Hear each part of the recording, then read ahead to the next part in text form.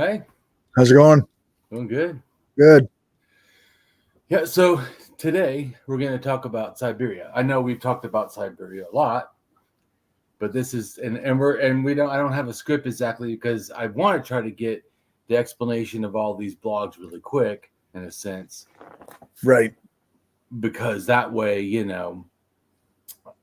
people can go look up more if they want. Obviously, to me, Siberia is so important, and we know most people know so little or nothing. Right. About, like just some places like a prison camp for the Russians or something. Right. Most people really know fuck all about Siberia. But really, it has to do with like I told you before, in which we're going to address. Everyone who's white relates to Siberia. Right. That includes Asians. Everyone white. Everyone with light skin, I should really say. Everyone with light skin is easier than white because right. It's a cultural bullshit. Because then again, wouldn't Asians be white? Have you ever seen Han Chinese? Some of them. In fact, just real quick, I'm gonna go to on Wikipedia just because I want to show you what I mean. You know what I'm saying? Okay. I know we talked about Han Chinese before too. Yep. They actually do have QDNA, which comes from Siberia, and they have cDNA, which also kind of relates to Siberia also.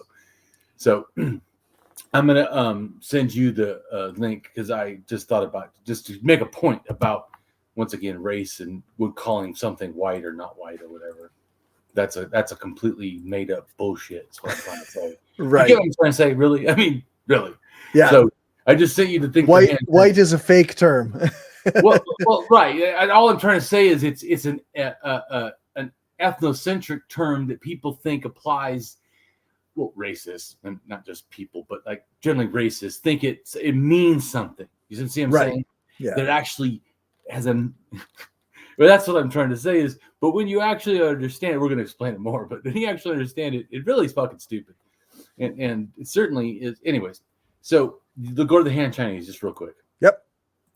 So you can go down to the picture, right? Go look at the picture. Those people, there's two people, right? They're pretty light skinned. I mean, they're very light skinned. Asian, we would just call them white, right? Yeah. Literally. Who would argue if they were in Europe that these people aren't white in a sense?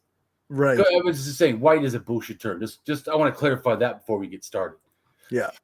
For any people out there that are ignorant. Another thing too is, by the way, they're both Asian. All light skin is Asian or Siberian. Right. All of it. Yeah. So, yeah. All of it, including even the European. Yeah. No, especially the Europeans, which we're going to talk about. Yeah. Yeah, that's right. Literally, that's why you and me are white or whatever. It doesn't matter where we're at. Anyways, it all has to do with Siberia. But so, like as you know, in general, I want to really teach the truth so people grasp why everything is the way it is, and also to grasp why bigotry really is fucking stupid, and how borders also are really fucking stupid. And just the basics that I generally try to harp on all the time. Right. But also just teaching real facts that back up that is stupid. Yep, that's right. Yeah, for sure. Well, yeah, that's my deal is that I try to. Well, as you know, the first thing that happened, just people know too. The first thing happened is I was ignorant. I was a Christian, and then I became atheist in college once I learned facts. Mm-hmm. Like about science, of how things worked, and that doesn't make sense. and then learning about the Bible and 2 religious classes halfway through the second class, I became an atheist. Right. So, and I didn't go to agnostic or anything. I just went from full belief to now I realize how to assess thinking and evidence, and then I realized, well, then I have zero belief. See what I'm saying? That's why I'm a rationalist in a sense. Once I learned how to rationally break down an argument to think about something, which actually relates to axiology, which we've talked about before, which is the philosophy generally called value theory. It's Marx uses it, or it's humanistic people use it. Ethics uses it. I mean, you value things. You evaluate. Anyways. Yep. But all that allows you also to do thinking. It's not limited, like say morality. That's like someone before told me, don't say axiology, just say morality. Yeah, but it's everything that evaluate, not just morality. Right. Yeah, because you can apply axiology to what might not be considered moralistic choices or value systems. Absolutely. Right? And still come up with it. Even like art appreciation uses axiology. Right. Because there's ways of looking at art or a poem or something, ways of even music to certain notes, certain things really appeal to people, so you can value judge that is actually good music. Right. Anyways. Yeah, it's the reason that like people think that music, their particular taste in music is objective, because there is certain value. Right. But the difference here, this goes back to like racism in a sense. Objectively, different music has different categories that make it good, right? Right. Certainly, some of the metal I like, if it didn't involve some kind of screaming, it wouldn't be as good.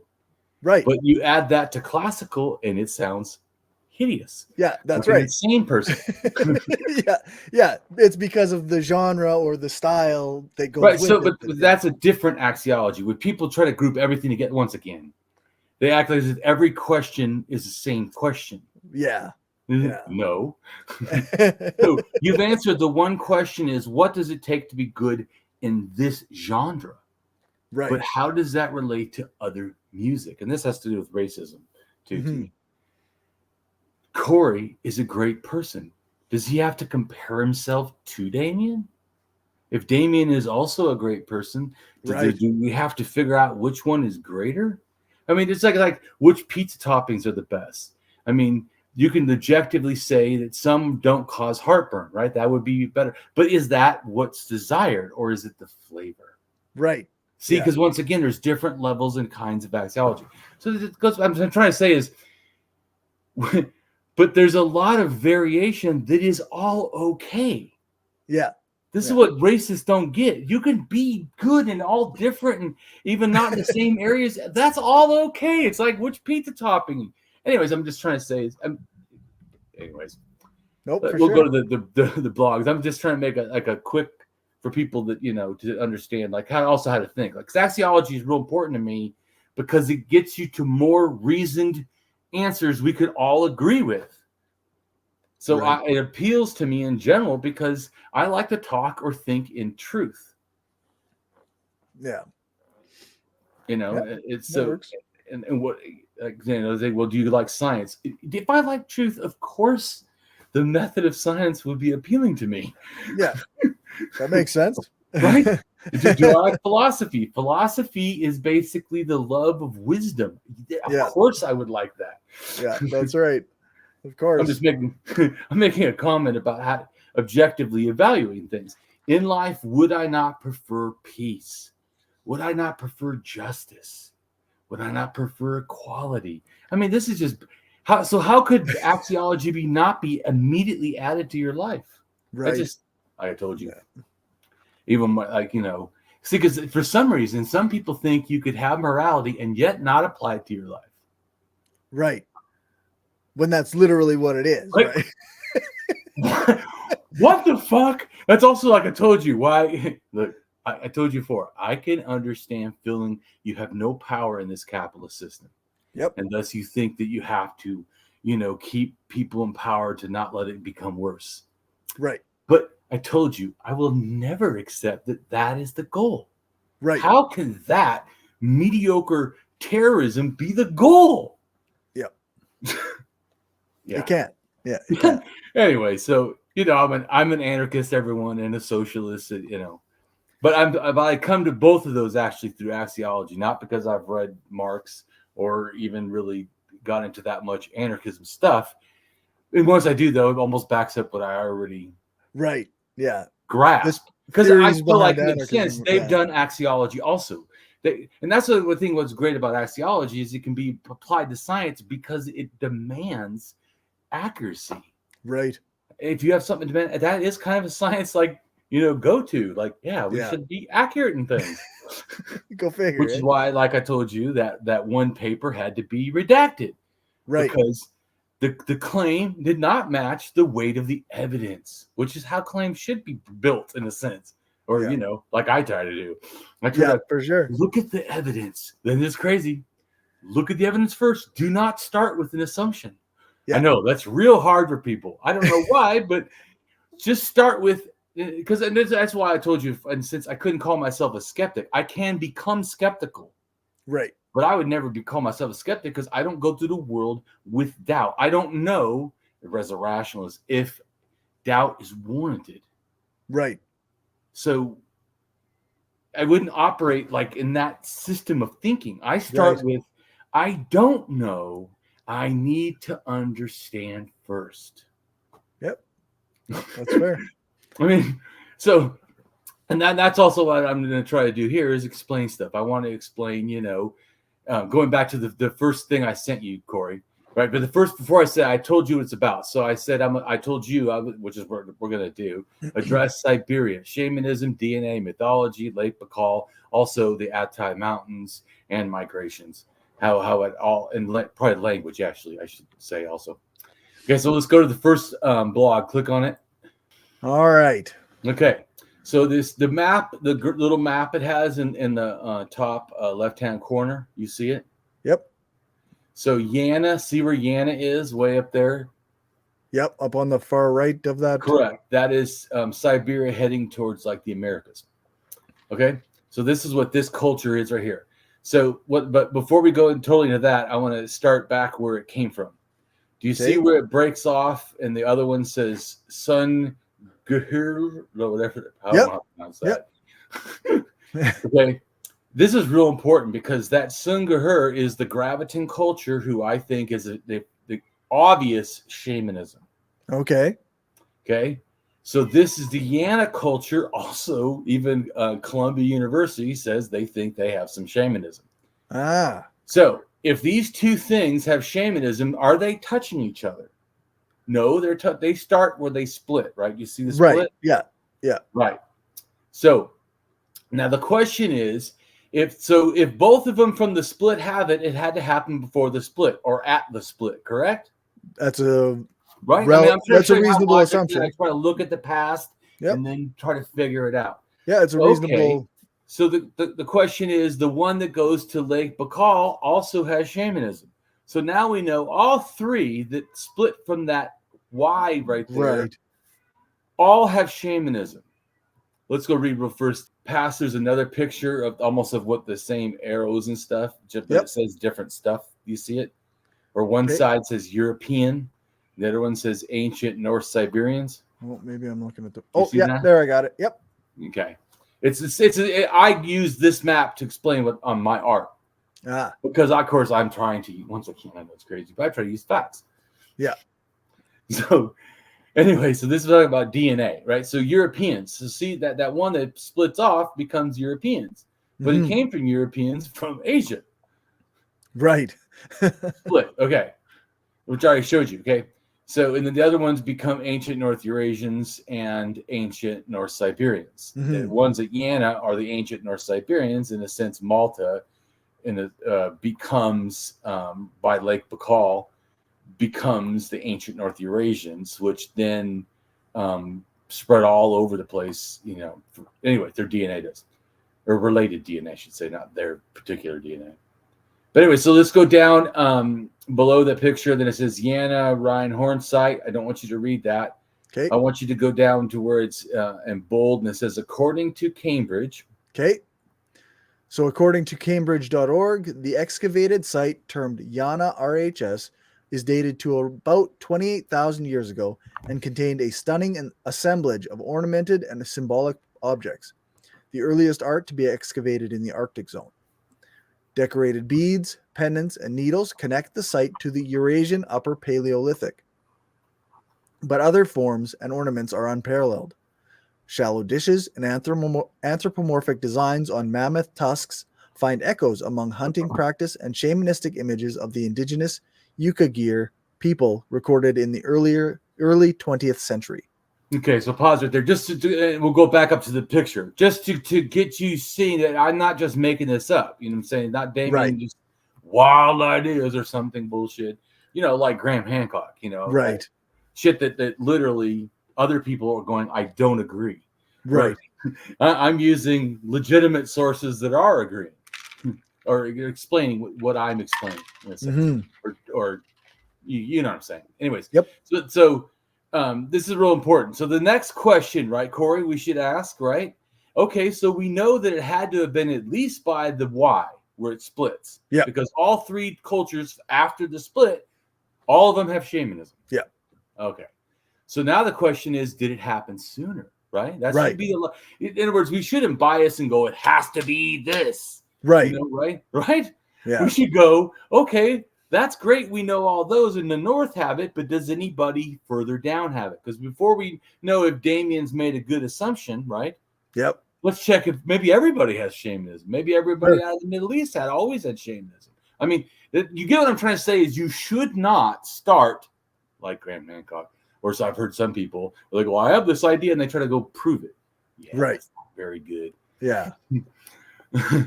That's not a good way to come up with this. I'm trying to show you how looking at this, because before I didn't know. I was confused. Mm-hmm. In fact, one time I called the Sinclair or whatever that is, Sunghir or whatever. I called that people maybe shamanism, totemism. Now I know it was just shamanism. They picked up totemism just right after. Ah, okay. But once again, because in other words, I'm trying to show you, it's the more evidence and thinking and reasoning through what his evidence is presenting, right? I then was able to make better conclusions.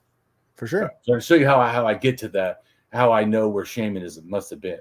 So you go down further, right? The other break, because maybe it happened down there, right? Well, how you would know that is at the other break, it would have to be in Tianyuan man, which is the one that went to China. Yeah. Right? Okay. Yep. Because it went. If in other words, if shamanism is there, it should be in that one too. Correct. Right. Right. So the question is, does that have shamanism? So I want you to click on. There's little links down below the picture. Click on the Tianyuan and let's read what it says. Because we need to know, do they have all this evidence of like they said, anthropomorphic art, which means human-like art in a sense, which could be like shapeshifters or something, you know, or shamans doing.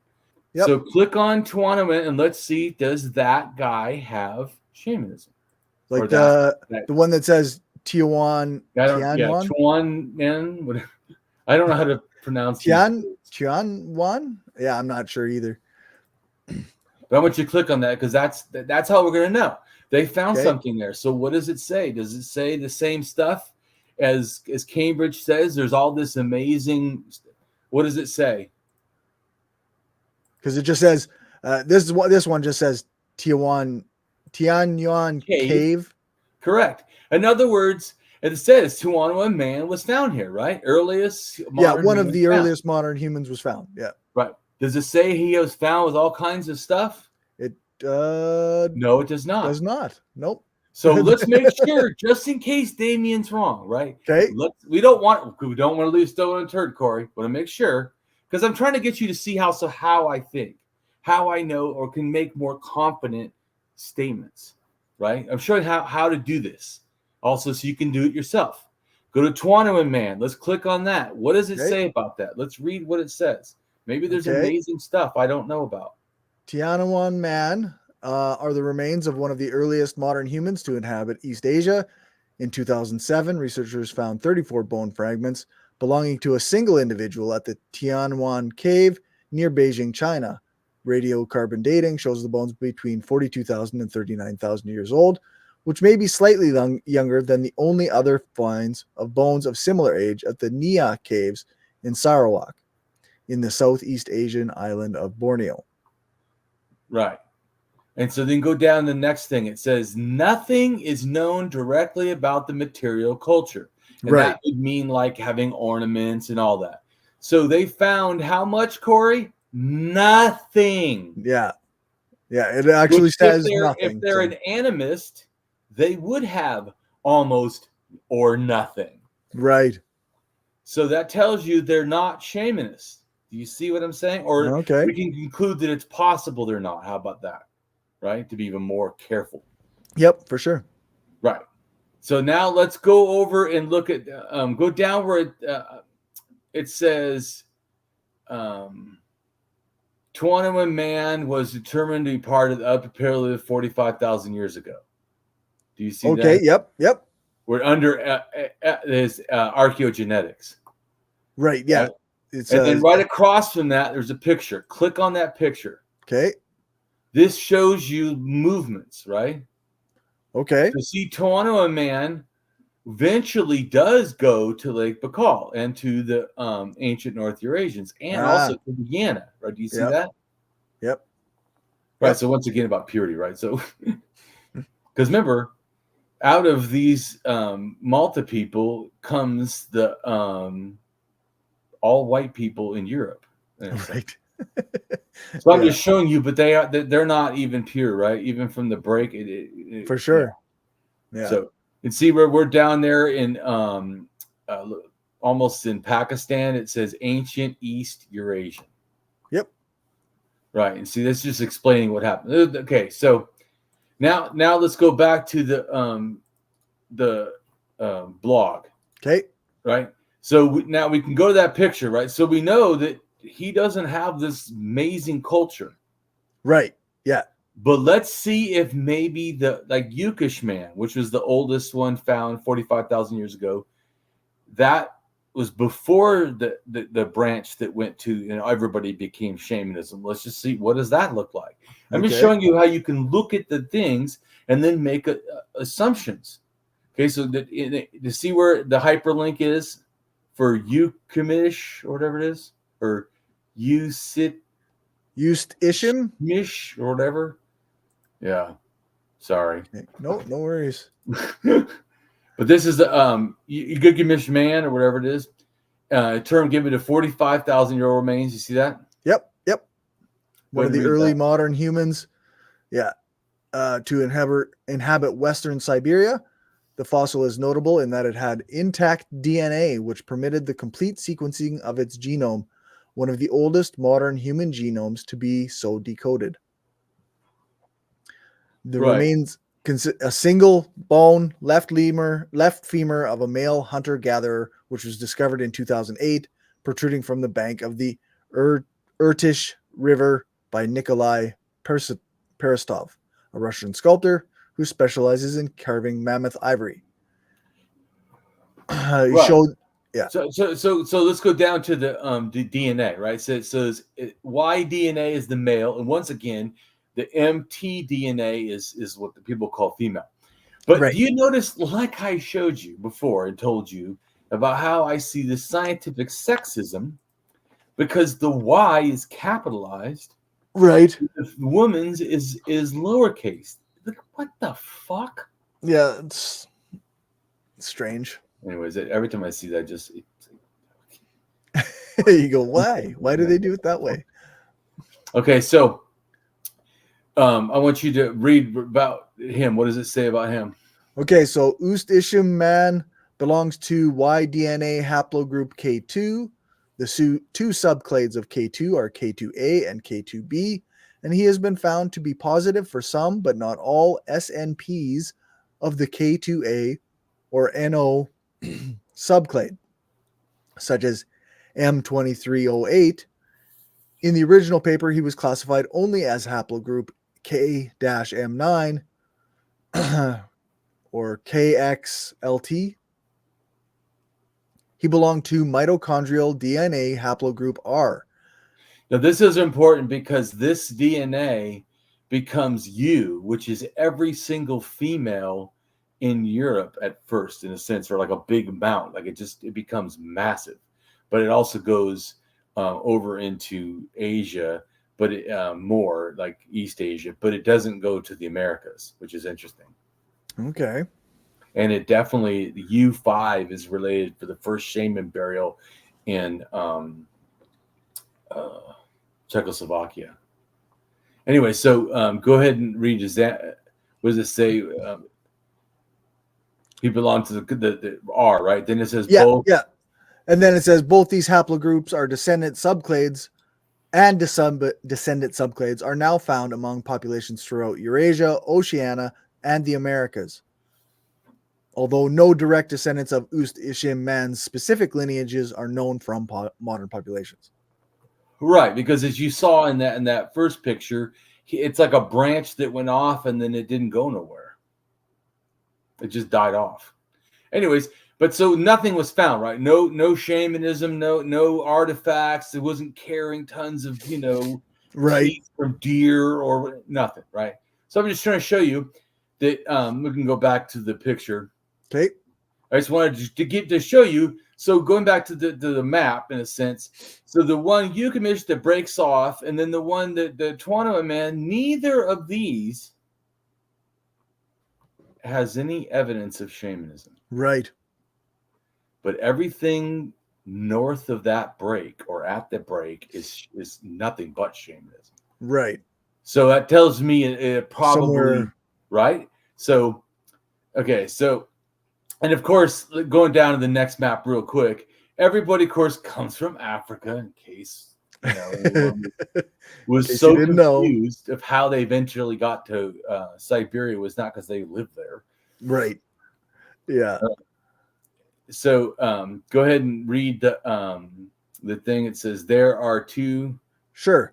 There are two geographically plausible routes that have been proposed for humans to emerge from Africa, through the current Egypt and Sinai northern route, or through Ethiopia, the Bab el-Mandeb Strait, and the Arabian Peninsula, the southern route. And I think they actually kind of did both. But anyways, they all came from southern Africa. And then go down, it says one human family. Okay. Yeah, so then it's got the Human Genome Project confirmed that the genetics of 3 billion humans are 99.9% identical in every person, and on average, we are only 0.1% different genetically from every other person on the planet. Let that sink in. Can you now see that we need to step up and evolve our humanity to the level of being we have already evolved into as high-thinking primates, of which we like to think highly about ourselves? What this means is there's a real need to likewise evolve the concepts on family to do what it really is, being that we are all parts of one human family. Right. And so we'll go now to the next blog. So that kind of gives you an idea of what's going on a little bit. We all come from Africa and all that good stuff. So next thing is shamanism. Okay. So shamanism is approximately a 30,000-year-old belief system. Okay. So first, before shamanism, go ahead and read the evolution of religion real quick. That little thing, that's what it says. It says understanding below the picture. Yeah. Yep. The religion evolution per Damien speculations from the evidence. Pre-animism is at least 300,000 years ago, possibly in Africa, Middle East, and Eurasia. Animism at least 100,000 years ago, possibly Southern Africa or maybe Central Africa. Totemism is at least 50,000 to 45,000 years ago, possibly around Germany, France, or somewhere in West Europe. Shamanism at least 30,000 to 35,000 years ago, possibly West Siberia or East Russia. Paganism at least 12,000 to 13,000 years ago in Turkey and or the Levant, Israel, Jordan, Lebanon, Palestine, Syria. Right. That's what the Levant means for anybody who doesn't know. Right. And then we have progressed organized religion at least 5,000 years ago, Egypt and the first dynasty 5,150 years ago. Right. And then the thing here I was trying to show from 50,000 to 45,000, to me, somewhere in there is totemism. I don't know exactly. Right. And shamanism is 30 to 35. It's probably more towards 35, just like totemism, probably more towards 50. Anyways, so people could say, well, what do I mean by animism, totemism, or shamanism? So I want you to just read. These are just simple understandings, by the way. We can explain it in more detail. But just go ahead and read these three explanations so people can know what we're talking about religiously. Okay, so animism, simplified by you as a belief in the perceived spirit world, passably by at least 100,000 years ago, the primal stage of early religion. To Damien, animistic somethingism. You just feel / think there has to be something supernatural / spirit world, or feel or think things are supernatural or spirit filled. In totemism, as simplified as a belief that these perceived spirits could be managed or related by the created physical expressions. Passably, at least 50,000 years ago, progressed stage of early religion, a totem is a representational spirit being, a sacred object or symbol of a group of people, clan, or tribe. Right. And I told you, generally clan. Whenever I hear clan, it's almost a guarantee it's got totemistic elements. Right. And totemistic elements is like the sacred profane. And I told you also it has to do with genetics and who you can have sex with and not have sex with, what kind of animals you could eat or not eat, like the totem animal. But it's also the belief that a totem animal, or even could even be the moon, in a sense, a spirit or something, or even a deity, is somehow related to you, or the sun is related to you. Okay. Like genetically, like in a sense. To tell you, like totemism, I'm just saying, like it's definitely always relates to social to the religious. And then shamanism, go ahead and read that. Sure. Shamanism is simplified as a belief that some special person can commune with these perceived spirits on the behalf of others by the way of rituals. Possibly, at least 30,000 years ago, shamanism is an otherworld connection belief thought to heal the sick, communicate with spirits or deities, and escort souls of the dead. Right. And so that's what we're kind of talking about. And so the next picture shows how the people might have looked. They probably also could have even looked a little darker than they're sort of showing here. But anyways, this the little map under here is showing genetic clusters and what that's trying to represent too, and also by those pictures of the types of artifacts. Is showing that even though they're all, in a sense, these are all kind of graviton cultures or related cultures. All these things you see all over Europe. But the reason they're different is because they behave a little bit different. They have a little bit different, types of, shells or, beads or something. Anyway, so but once again, it just shows even though they're all kind of doing something, just like an anarchist would say, they're all still doing their own thing. They're just kind of working in a similar stuff. But anyways, it's already diversifying. So it's not like, in other words, what I'm trying to say too is it's not like the, nowadays or 2,000 years ago, shamanism diversified. Shamanism diversified immediately. Right. Because people actually do want to do their own thing. It's crazy. Yeah, that's right. But anyway, so I told you too that that's one of the things I think can be different, and I've heard from a sorcerer to a shaman. Is sorcerer is someone who works for the state or some sort of like a lord or something. Power, works for power. Where in a sense, shamanism believes they're working for the people. Interesting. Anyways, so then they're more anarchists in a sense that they just kind of can do their own thing. But that also means there could be immediate variations, right? Right.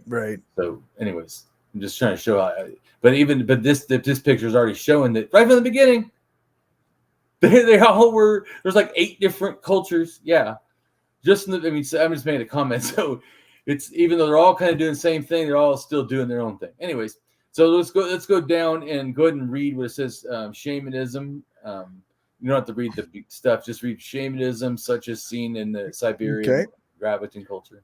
So shamanism, such as that seen in the Siberian graviton culture 30,000 years ago, graviton culture 34,000 to 24,000 years ago, Western graviton, mainly France, Spain, and Britain, as well as Eastern graviton in Central Europe and Russia. The Eastern gravitons, which include the Pavlovian culture, and the Pavlovian culture 31,000 to 25,000 years ago, such as in Austria and Poland. 31,000 to 20,000 years ago, the oldest shaman was female, buried with the oldest portrait carving. Right. Of it has one damaged eye. Anyways, which could have to do with seeing the afterlife because you can't see this life. Right. It's weird, but anyway, so the Pavlovian culture, though, that is once again. So the graviton culture is the main culture. And I shouldn't have really put Siberian because it's really more, even though it left Siberia, it immediately becomes Europe-centric. Oh, okay. But anyways, the Pavlovian culture, once again, is just showing it's not the same as the graviton culture. It is, in a sense, very similar, a part of, but once again, it is another break. Right. This is the culture that broke. It becomes more and more complex and gets more stuff. Yeah, because it became part of totemism. This is when this culture became shamanism and totemism. Okay. So this is important because everything after this point becomes a mix of both. Okay. So everything before that, like the Gravitans or the Yana culture, would have been pure shamanism in a sense without totemism. Because animism in Europe turned into totemism, animism in Siberia turned into shamanism. So they turn into two different things, and then they kind of come together, right? So we'll keep going. I don't want you to read all that stuff, but just keep going down. Go down to where it says Gravitan culture. Yep. Just read a little bit about that so you can hear. Okay. So the Gravitan cult was an archaeological industry of the European Upper Paleolithic that succeeded the Orogenation circa 33,022 years ago. And the Orogenation are what I consider totemists. Okay. It is archaeologically the last European culture many consider unified and had mostly disappeared by 22,022 years ago, close to the last glacial maximum, although some elements lasted until 17,022 years ago. In Spain and France, it was succeeded by the Solutrean and developed into or continued as the Epigravitan. Right. So the Epigravitan, the reason why they're different is the people from Siberia again. So the Gravitan culture, as remember that first picture, the Sinclair, they're the first Gravitans. So they branch off and where everyone's already shamans, right? So they branch off there, like it's in Russia. It comes from Western Siberia and goes into Eastern Russia. Goes over the border or whatever. Okay. And then from there, then it goes to Czechoslovakia. And that's where in Austria and Czechoslovakia, they meet the totemists. And then that culture switches and becomes a Pavovian culture, buries the first shaman, makes female carvings. They never did that before. Okay. See what I'm saying? They changed. Anyway, so go down. And then it says the Gravitan culture is known for Venus figurines. I don't really like them when they call that because I don't think all of it totally related to the planet Venus. Okay. Although then they mean that in my relation to what the Gravitans, 34,000 years ago, the Gravitans made a lunar map, like a map what the moon is doing. So they all cared a lot about the moon. Now, cultures even after that are migratory generally use the moon, and ones that are, in a sense, sedentary and stay in one place, they're more to favor the sun because they're doing things generally like crops. Right. Which they need the sun. The other people are passage of time, how many moons ago? Okay. That's lunar. And there are still, and even the Jewish language, I think, is a lunar month. I think Turkish is lunar and the Siberians are lunar. I think a lot of stuff is, I can't, even Arabic is lunar too. Anyways, but I was just saying, so the Venus, what that is referring to in a sense is what the moon is doing. When the moon and Venus, which I showed you before, where there's like a crescent moon and then this bright star next to it, which is Venus, that's what it means. It's relating to the moon, really, even though they're, I was trying to explain to people later, the Romans had, the Venus and it had more mythology. I don't know that they had that much mythology, but it might actually relate to the moon more than it relates in a sense to the planet Venus. Just saying. Okay.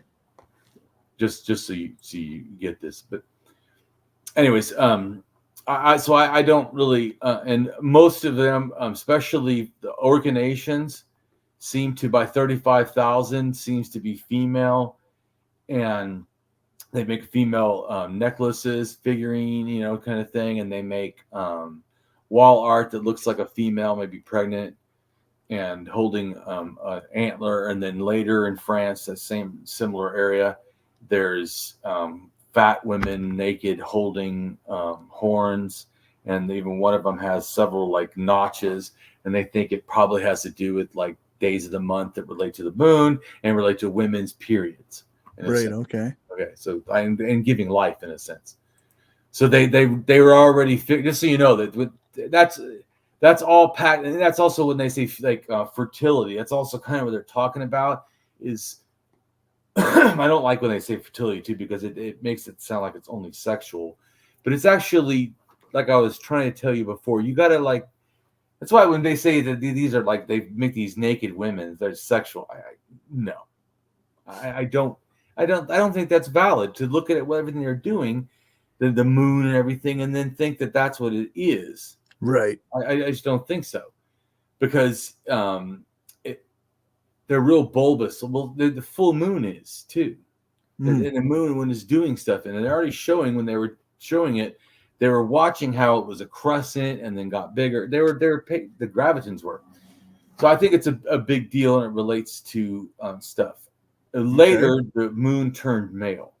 But a lot of people don't understand, too, that sometime in between that, also, the moon could have been a female that was actually trans or gender switched or cross-dressed or whatever. I don't, I'm just saying, because different kinds of mythologies that can relate to that moon all are valid. It's not, I'm saying different ones in a sense. It's like different things it did, so you can see it switched. Okay. And then eventually, then they just forget that, and yeah, it's male, in a sense. So they fully transitioned.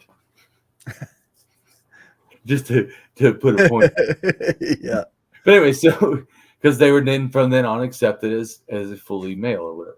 But originally, that's not what they were. Well, how that happened was gender switching, right? Whatever, in a sense. But anyway, but some myths actually still have ones where the people are both, okay, or like I said, cross-dress, or whatever. Just like I told you too, some of the shaman practices, that a male doing it takes stuff that's more feminine, because then you have more power in a sense, like that women. Anyways, but I'm just making a comment that they don't see it as, and then he goes back to, takes it off in a sense, undrags himself, okay, and then is considered now no longer that, and can then switch, genders. I'm just saying, so I know that I told you before that Europe also used to have like 5 or 7 genders, right? And certainly that or being able to be in drag and or trans was definitely more accepted. Now, it's our bigotry now. Intersex people, there's an artifact that's 22,000 years old. Right. In Italy. It's like from the Graviton culture. The later Graviton, not the early, but the later. But anyways, because they started up in Russia, and then they went to Czechoslovakia, and then they went to Italy. Right. Maybe Germany, and then Italy. But anyway, something like that. But all once again, all this is related. All these are interreacting and developing and changing, because once again, about religion is it didn't stay like pure. It never does. Right. Not even Christianity, not even whoever's version of it. Yeah. Yeah. It doesn't, even that will change. The very concept of purity is kind of silliness, but well, it's a desire to control, I think. Yeah. Because if you control an idea or control a thing, people, that's what I think, makes anarchism for some people hard, is because they really just want to control. Yeah, that's right. Or they think that is a better way somehow, not even though the science has never proved that, and psychology has never proved that. Yeah. And certainly ethically and human rights, that how could you prove it? Yeah. That somehow we don't deserve our own dignity, our own self-rights, and our own, or that somehow food isn't a human right, like right, or shelter isn't a human right, or clothing. I mean, but greed is a human right somehow. Yeah, somehow profits are a human right, but yeah, profits are a human right, even if they're unethical. Hey, yeah, that's right. Fuck it, who cares? Yeah, they're like, they're not a human right for everybody. They're a human right for some people. Well, I think that's also, so go right, yeah. So just so people grasp all this stuff, there is related to it. So I don't want it to read all this stuff about the gravitons, because I don't want to spend a whole bunch of time. Yep. But I want you to just go down where I list a bunch of things. See where it says 33,000 years ago, oldest domesticated dog. Yep. Just read down to where like it says 20,000, 10,000. Just so we can get a good thing of stuff. What's going on this time. So 33,000 years ago, the oldest known domesticated dog skulls show they existed in both Europe and Siberia by this time. 31,000 to 16,000 years ago was the last glacial maximum, peak at 26,500 years ago. 30,000 years ago, rock painting tradition begins in Bhimbekta rock shelters in India, which presented as a collection in the densest known concentration of rock art in an area about 10 kilometers squared. There are about 800 rock shelters, of which 500 contain paintings. In 29,000 years ago, the earliest ovens were found. 28,500 years ago, New Guinea is populated by colonists from Asia or Australia. 28,000 years ago, the oldest known twisted rope. 28,000 to 24,000 years ago, some of the oldest known pottery used to make figurines rather than cooking or storing storage vessels. Right, and that has to do with the Pavlovian culture. And remember, I told you that's after the totemists met them. Okay, yep. The totemists met them probably about 30 to 31,000, and then from then on, then they were a mixed thing. Okay. Just to remind you, like, what's going on. Right. Yeah, and then we've got 28,000 to 20,000 years ago, the Graviton period in Europe. Harpoons and saws were invented. And then 26,000 years ago, people around the world used fibers to make baby carriers, clothes, bags, baskets, and nets. And 25,000 years ago, a hamlet consisting of huts built of rocks and of mammoth bones is founded in what is now Dolni, Vestonice in Moravia, in the Czech Republic. Right, the Czech Republic, the area where they had the totemists and shamanists mix, and they buried the first shaman at 25 to 28, somewhere in there. Okay. And this is the oldest human permanent settlement that has been yet found by archaeologists. 21,000 crazy, years ago. Right? Yeah, that is people crazy. Think like the origin of the oldest settlement. Well, the oldest settlement is 25,000 years ago. Right. Yeah. It's a long time. Yeah. 21,000 years ago, artifacts suggest early human activity occurred in Canberra, the capital city of Australia. And then 20,000 years ago, there was the Cabaran culture in the Levant, as well as the oldest pottery, storage, cooking vessels from China. And then 20,000 to 10,000 years ago, the Khoisanid expansion to Central Africa. Right. So now we can go down to the picture again. Now do you see the stuff, right? And so the next picture after that, right? All those the European and Asian, right? Mm-hmm, and then the next picture is Damien's thoughts, right? And the yellow is where I think shamanism happened. Right. And we already kind of went through why I think that. Yeah. It wasn't it existed. Like I just said, fucking, I like it there. And, you know what I'm saying? No. Yeah, just pick a spot.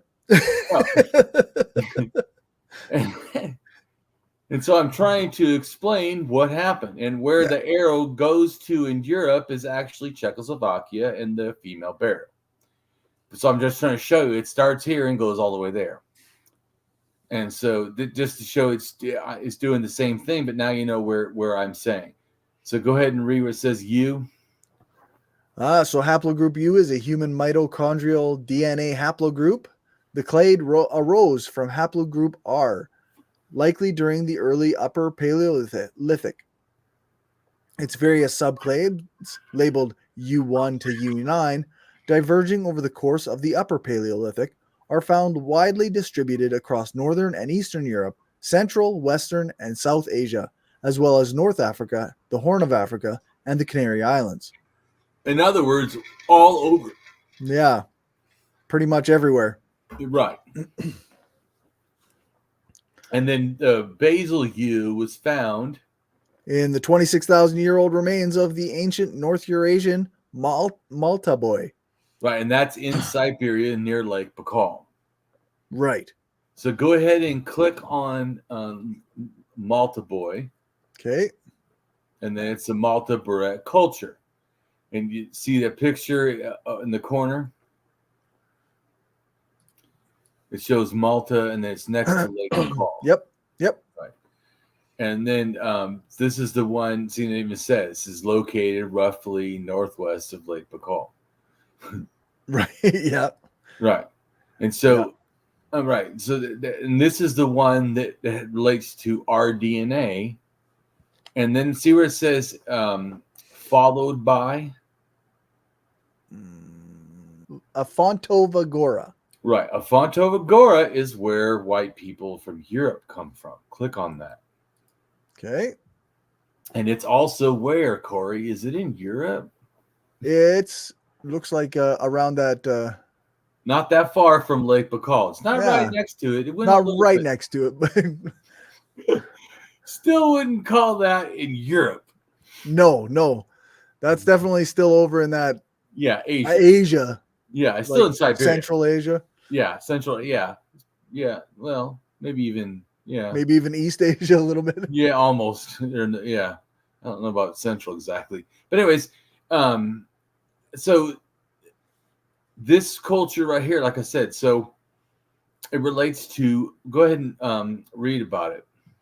Let's see, where should I have you read?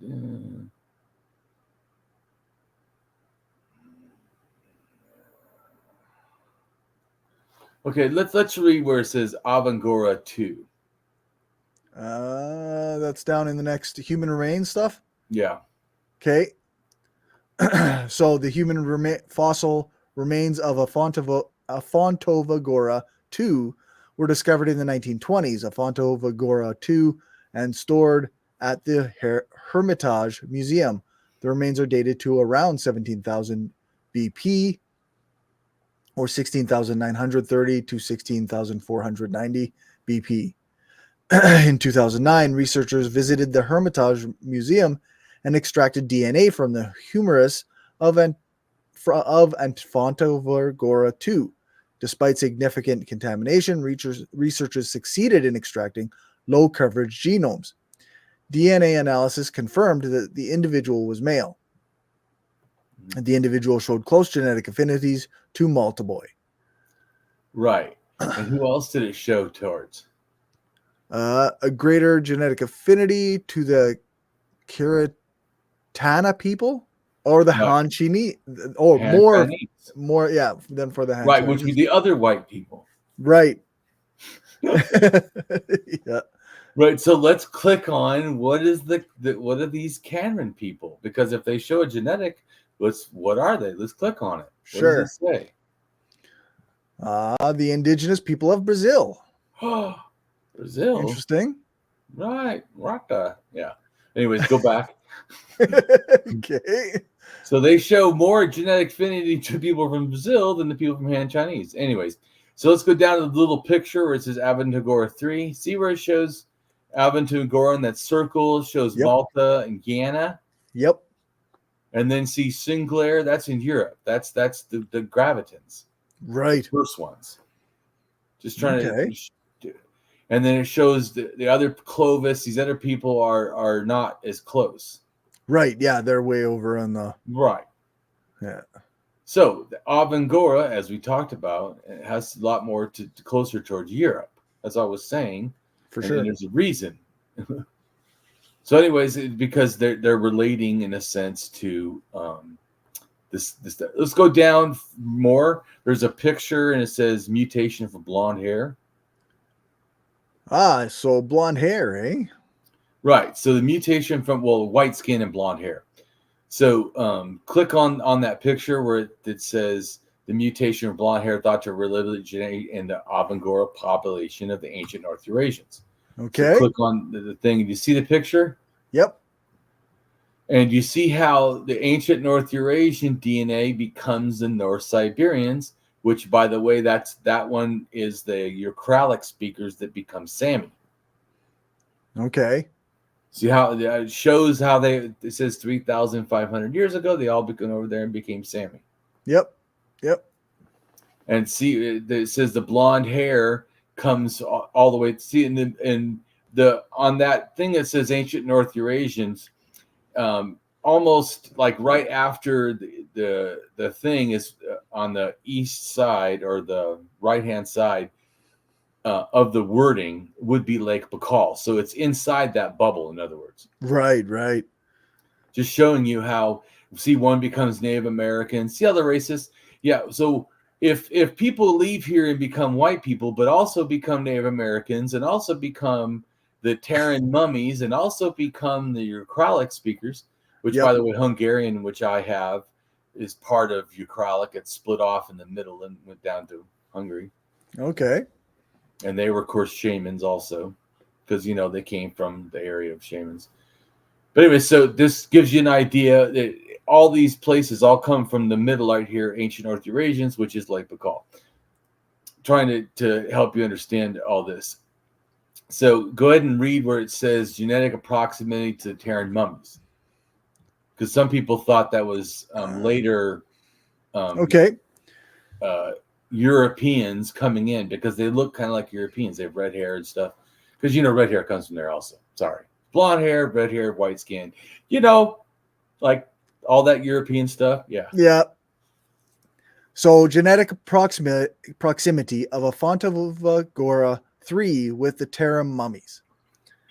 A 2021 genetic study on the Terran mummies found that they were primarily descended from a population represented by the Afontova Gora 3 specimen, AG3, genetically displaying high affinity with it. The genetic profile of the Afontova Gora 3 individual represented about 72% of the ancestry of the Terran mummies, while the remaining 28% of their ancestry was derived from the Baikal EBA. Right, Lake, like in other words, like I told you, Lake Baikal, and yeah. So it's relating to Lake Baikal, and you can click on it real quick. That because I help people and you to see it. Okay. Then you see there's a picture. It says pre-Bronze Age. Yes. Click on that picture. Okay. And you see the blue lake out there, Lake Baikal. Yep. And then see where it says Baikal EBA. So it's telling you that, and then the colors are relating. See where it says ANA, it's Ancient North Eurasians. Ancient North Asians, excuse me, Eurasians. Ancient North Asians are in the yellow area. And then it's showing the DNA. Devil's Gate, which is in one area over there, actually in Russia now, near, across from Japan. Right. Or across from that area is Japan, I should say. Anyways, but the green is showing you how much of ancient North Asian DNA that they have. So they have a lot, right? All in that whole area.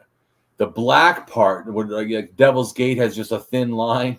Right, yeah. And then the ones near Lake Baikal itself have more. Well, that would make sense because that's where that came from. Right. Because the Malta, which we just read about Malta Boy, and I showed the picture of the blonde hair going at, or the people going everywhere from that culture. That's the black. And if you look down, black is ancient North Eurasians. Yeah. Okay. So, but also we see borders of people are going everywhere. Okay. So let's go back to the blog. Okay. Which is Shamanism. Okay. Got to go back a couple times. I want to go down here to the next picture where Damien's thoughts against my speculations on what I believe is the possible origins of shamanism, sometime from 35 to 30,000 years ago, emerged and seen in the Graviton culture. And do you see where I say that's right? Where remember those arrows were breaking off? Yep. And I try to explain like my thoughts of, and also what the cultures are obviously doing. It's not just me. Once again, it's not like Graham Hancock. I'm not just guessing. I'm trying to show you what it looks like the cultural transfer is happening. Right. And they're all backed up by stuff. And then even where I think it started, which I also tried to back up and explain to you really quick. But so that this just shows you that once again, it doesn't stay, it starts kind of in, Western Siberia, goes into Russia, then it goes into Czechoslovakia, and then it goes to also Italy, but North Italy, but then it in other areas. But then it goes, a branch of that goes to Konosinki, which is back in Russia, but it's not the same exact spot. Okay. So I'm saying, so, and then those people, that area does two things. That area right there, to me, makes the first totem pole kind of figurines. Okay. Which the later culture that is directly, as you see the arrows going to, the Malta Bora culture, they emulate.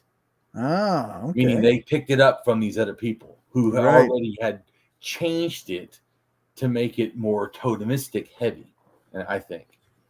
And that's why it seems like Asia has all this heavy totemism. Well, it came with the shamanism package. It wasn't like it was. And by the way, too, it all has animism still. So it's animism, totemism, shamanism. And then later it evolves into paganism, which I think is animism, totemism, shamanism, paganism, as one whole like group of layering ideas. Right. In a sense. Religious concepts or whatever, or ways of viewing the world or beliefs or whatever. Anyways, so but the ones here in Russia, it's the lower, it's near the Cossack Mountains almost. But these people also may have even raped or slavery of women or something. I don't know. Or it could have been shamanism magic that tie women up and control them as a form of controlling the moon and the climate or something. Maybe. Or hunting. I don't know. But anyways, but then that stuff goes to, which is more sexist than it starts. It starts, well, I would say the shamanism origins, I think, was more maleistic. And then Sinclair's kind of maleistic, hits Czechoslovakia, meets the totemists who are heavy into female stuff. And then from that on, it's more female-centric in Europe. And then the branch that goes to Russia seems to become more sexist again. Okay. And then it goes to Lake Baikal and is kind of sexist, but it seems to be a little bit less sexist maybe because there's no one looks like they're being tied up and maybe being raped or something. Okay. So it does seem a little more, it's almost like it's an improvement. Yeah, it's an improvement. Yeah, an improvement. So it was like not good, and then it became better, and then it went kind of back to shit, bad, and then it kind of got a little better, Anyways. So yeah, but you can see that there's already, even though I've told you before, sexism really, really takes off later. The battles are already kind of starting. Right. In a sense of cultures. And you see, another thing too is what you see is it start off kind of more male centric, and then it becomes more female centric, and then it kind of tries to go back to just like now, because when females make too much of a headway, yeah, whoa, right, yeah, sexism has to go fuck that shit. Wait a minute, my rights are being lost. The men's rights movement, obviously. Yeah, that's right. Has to come into, wait a minute, women having rights. Now I'm feeling inferior. Yeah, that's right. Yeah, how much of a man are you that you feel inferior, supposedly by women? So, anyways, yeah. But so, and I try to gauge this on what it looks like with the artifacts. We're not going to go through every single thing because I want to try to hit a lot of ideas and explain the big picture, because I know too many times which I do think is important, is explain all the detail, just like I did at the beginning to show how I come up with my ideas. But if I did that the whole time, that would be the whole video. Right. You know what I'm saying? If we just focus on all the details that impress people, you'd be impressed, and then, but you wouldn't have a bigger picture. Which I'm trying to give you because I'm trying to end up with all the later religions and stuff. So I'm trying to explain to get you to grasp why I think this and how you should think. Go read the blogs. But I'm trying to break it down fast. Anyways, so let's go and look at Helsinki, because I was just talking about it. So below the picture, there's a hyperlink for Helsinki. Yep. So let's go to Helsinki. What does it say about Helsinki or whatever this? Kostelonki. Kostyonki Yeah. Borshovo archaeological complex is an area where numerous Upper Paleolithic archaeological sites have been found, located around the villages of Kostyonki, also Kostenki, and Borshovo, also Borshevo. The area is found on the western or right bank of the Don River in the Kokolosky district, Voronezh Oblast, Russia, some 25 kilometers south of the city of Voronezh. The 26 Paleolithic sites of the But area just pause for are, 1 second Yep. and that. Right. So 26 sites. This also talks about yeah, just because I talk about it as one site. right. And I'm just trying to show you that even though you think that I tell you too much, there's always more detail. Right. Yeah. Right. Not that you have to learn everything, because I'm trying to give you the crash course that I know all this. I'm trying to show you how it's connected. Because if we focus on all the detail, holy fucking shit. Right. Anyways, it would be seriously long and boring, and you wouldn't even understand the whole points of how it's connected. Anything. I'm just trying to show you. Anyway, so there's always more stuff. We're not going to go into it. I'm just trying to show you 26 sites. So yeah, it's a lot. Yeah. And then it says it's known for its high concentration of cultural remains of anatomically modern humans. What they really mean is humans that are not Neanderthals is what they really should say. But okay. But anyways, in this at first this was connected to the Agorian culture, which is the totemist, which I think became totemist not in the Middle East, but became totemist in France or Germany or Western Europe, somewhere where I already said probably France. But Germany would be the next likelihood to me, but probably France. But anyways, I let's see. Let's go all the way down where it says human remains. Right. Okay. And it says, yeah, here. So the Kasinki 14, it says the male, and it says who was approximately 38,700 to 36,200 was found to have U2. Right. We already talked about, and this is this is haplogroup MT, which is female in a sense, U2. Which U came from R, and that relates to what I showed you for the branch where everybody had shamanism. Okay, so they have U2, but that they got that. They're saying at this earlier point, 38 to whatever, and then it says, but see, this is important. When they got this one at the 38 to whatever, this U2, this early. Because U5 is the first shaman burial, just reminding you. So U2 is it earlier, correct? Right. Makes sense. Yeah. And guess what? Not really heavy with items. There's one little thing that looks like it, maybe a pendant, but it's not. They have some stuff, but it's later when they come back from the Pavlovian culture who met the totemists, and they also had the Gravitans from Sinclair or Singular or whatever it is. That came from the break and went to Europe. Those people who, when they came back around, that is when looks like shamanism, and that's when the figurines and it's not earlier. So it also just to show you that you can see. I'm trying to explain like how I know who's doing what and when. Even though they had some culture, they had the pre-totemists or the mild totemists in a sense that somebody might have lingered back and got some little influence from France. Okay. Because France gets their 50,000 or so, 52 or 50. So I mean, they were there a long time. They had and there's like several waves that went, not just one. Like one wave went at 50 something, one maybe in 54 even maybe. But anyways, then another one comes like at 48, another one comes at 45. And some of them are also coming back in a sense, right? The influence I'm talking about. Just like I said, the influence met the other people. They left France and Germany and met the other people, maybe in Austria or Czechoslovakia or on the border or something like that. Probably in Austria, but because there's a figurine there, so they that older culture. It was female. So I'm saying you can see that before that, even though they have the DNA that definitely comes from the branch, it didn't happen at 38. Okay. I'm trying to show you like how you can. This is older. Right. And this old 38 to 36, and guess what? It doesn't seem to have the shamanism. Right. Yet. Or, you see what I'm saying?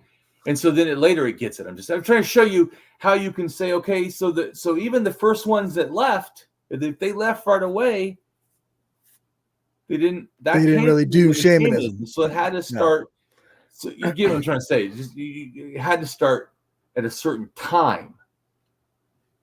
See, the other one has it at 32. Mm-hmm. But this right here is at 38, 36, and it doesn't have it. That's why I said I think it's between, you know, 35 to whatever.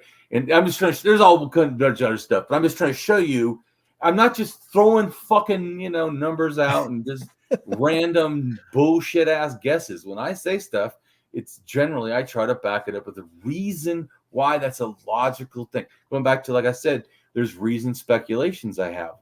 When I explain it to you, do they not sound reasoned? Oh, for sure. Yep. Yeah. Even if I explained more, you'd even more go, oh, yeah. I'm just trying to get a comment. So I look at the data and I say, okay, so these ones are not doing it yet. Right. But yet they have the DNA that we know came from there. Mm-hmm. But that earlier doesn't seem to exhibit. And there's even one in, I think, from that DNA that relates to the split that goes into the Balkans somewhere. I can't remember now. I think Bulgaria. I don't know. Balkans, anyways. Pretty sure. And it there's a burial even or something, but there's no artifacts. So that's also pre-shamanism. And that's at 38. So there's in other words, there's a one in Russia that gets there that doesn't seem to have it. There's any shamanism. And that's 38 to 36. And then the 38 also in that came down. So it's split. But when it's split, it's too early. Didn't have it. And so it helps me. Okay, so the ones that came down, even from when we know eventually is absolutely after 35, everybody seems to get shamanism that's related to that area. But the earlier ones don't. I'm just trying to help you understand it, how you can look at the stuff and start to me make reasoned things, not illogical jumps. Yeah. Anyways.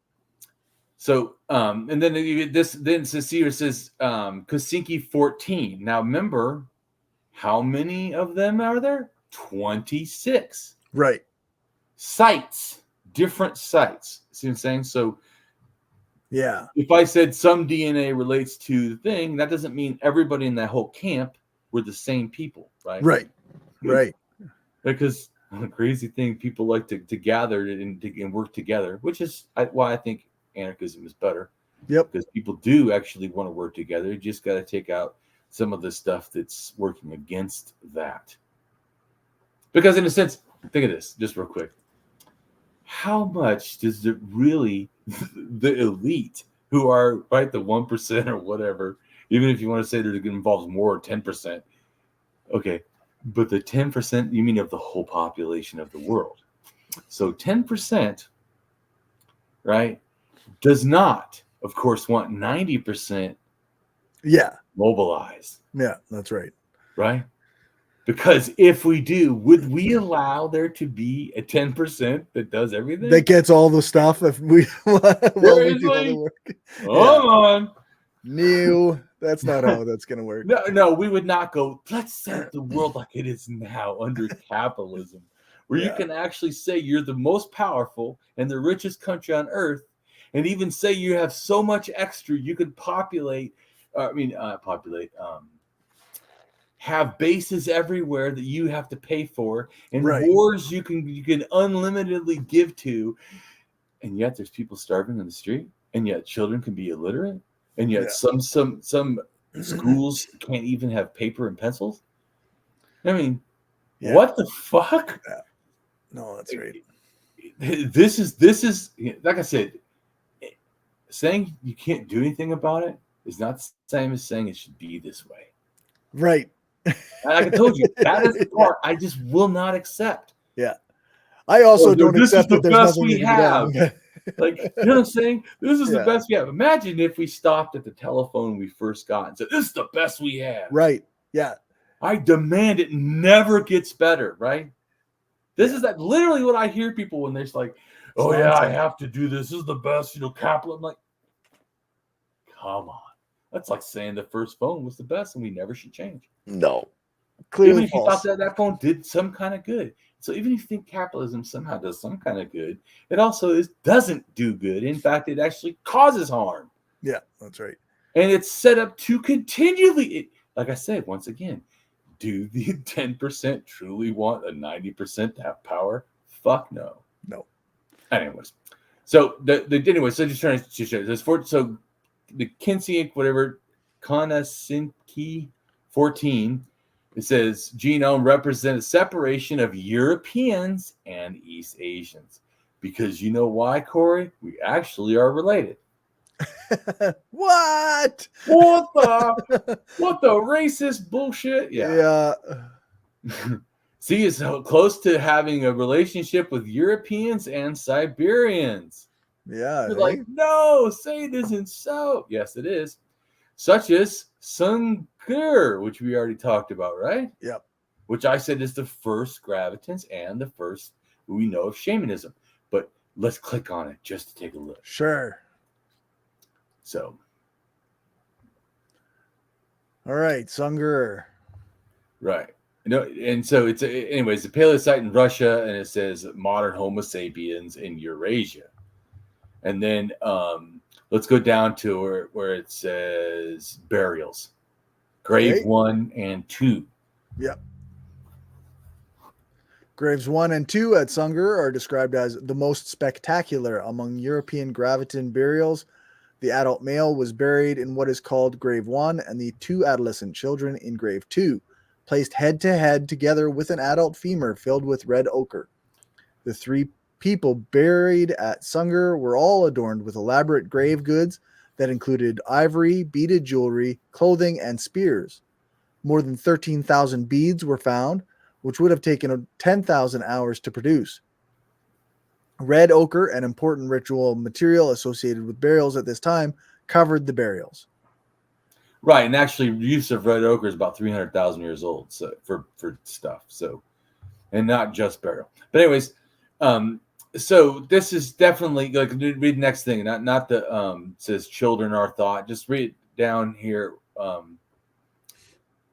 Well, actually, let's read the children. Okay. This actually, that I do think this is possible. So in South America, like in Peru, they have mummies of children that they've, in a sense.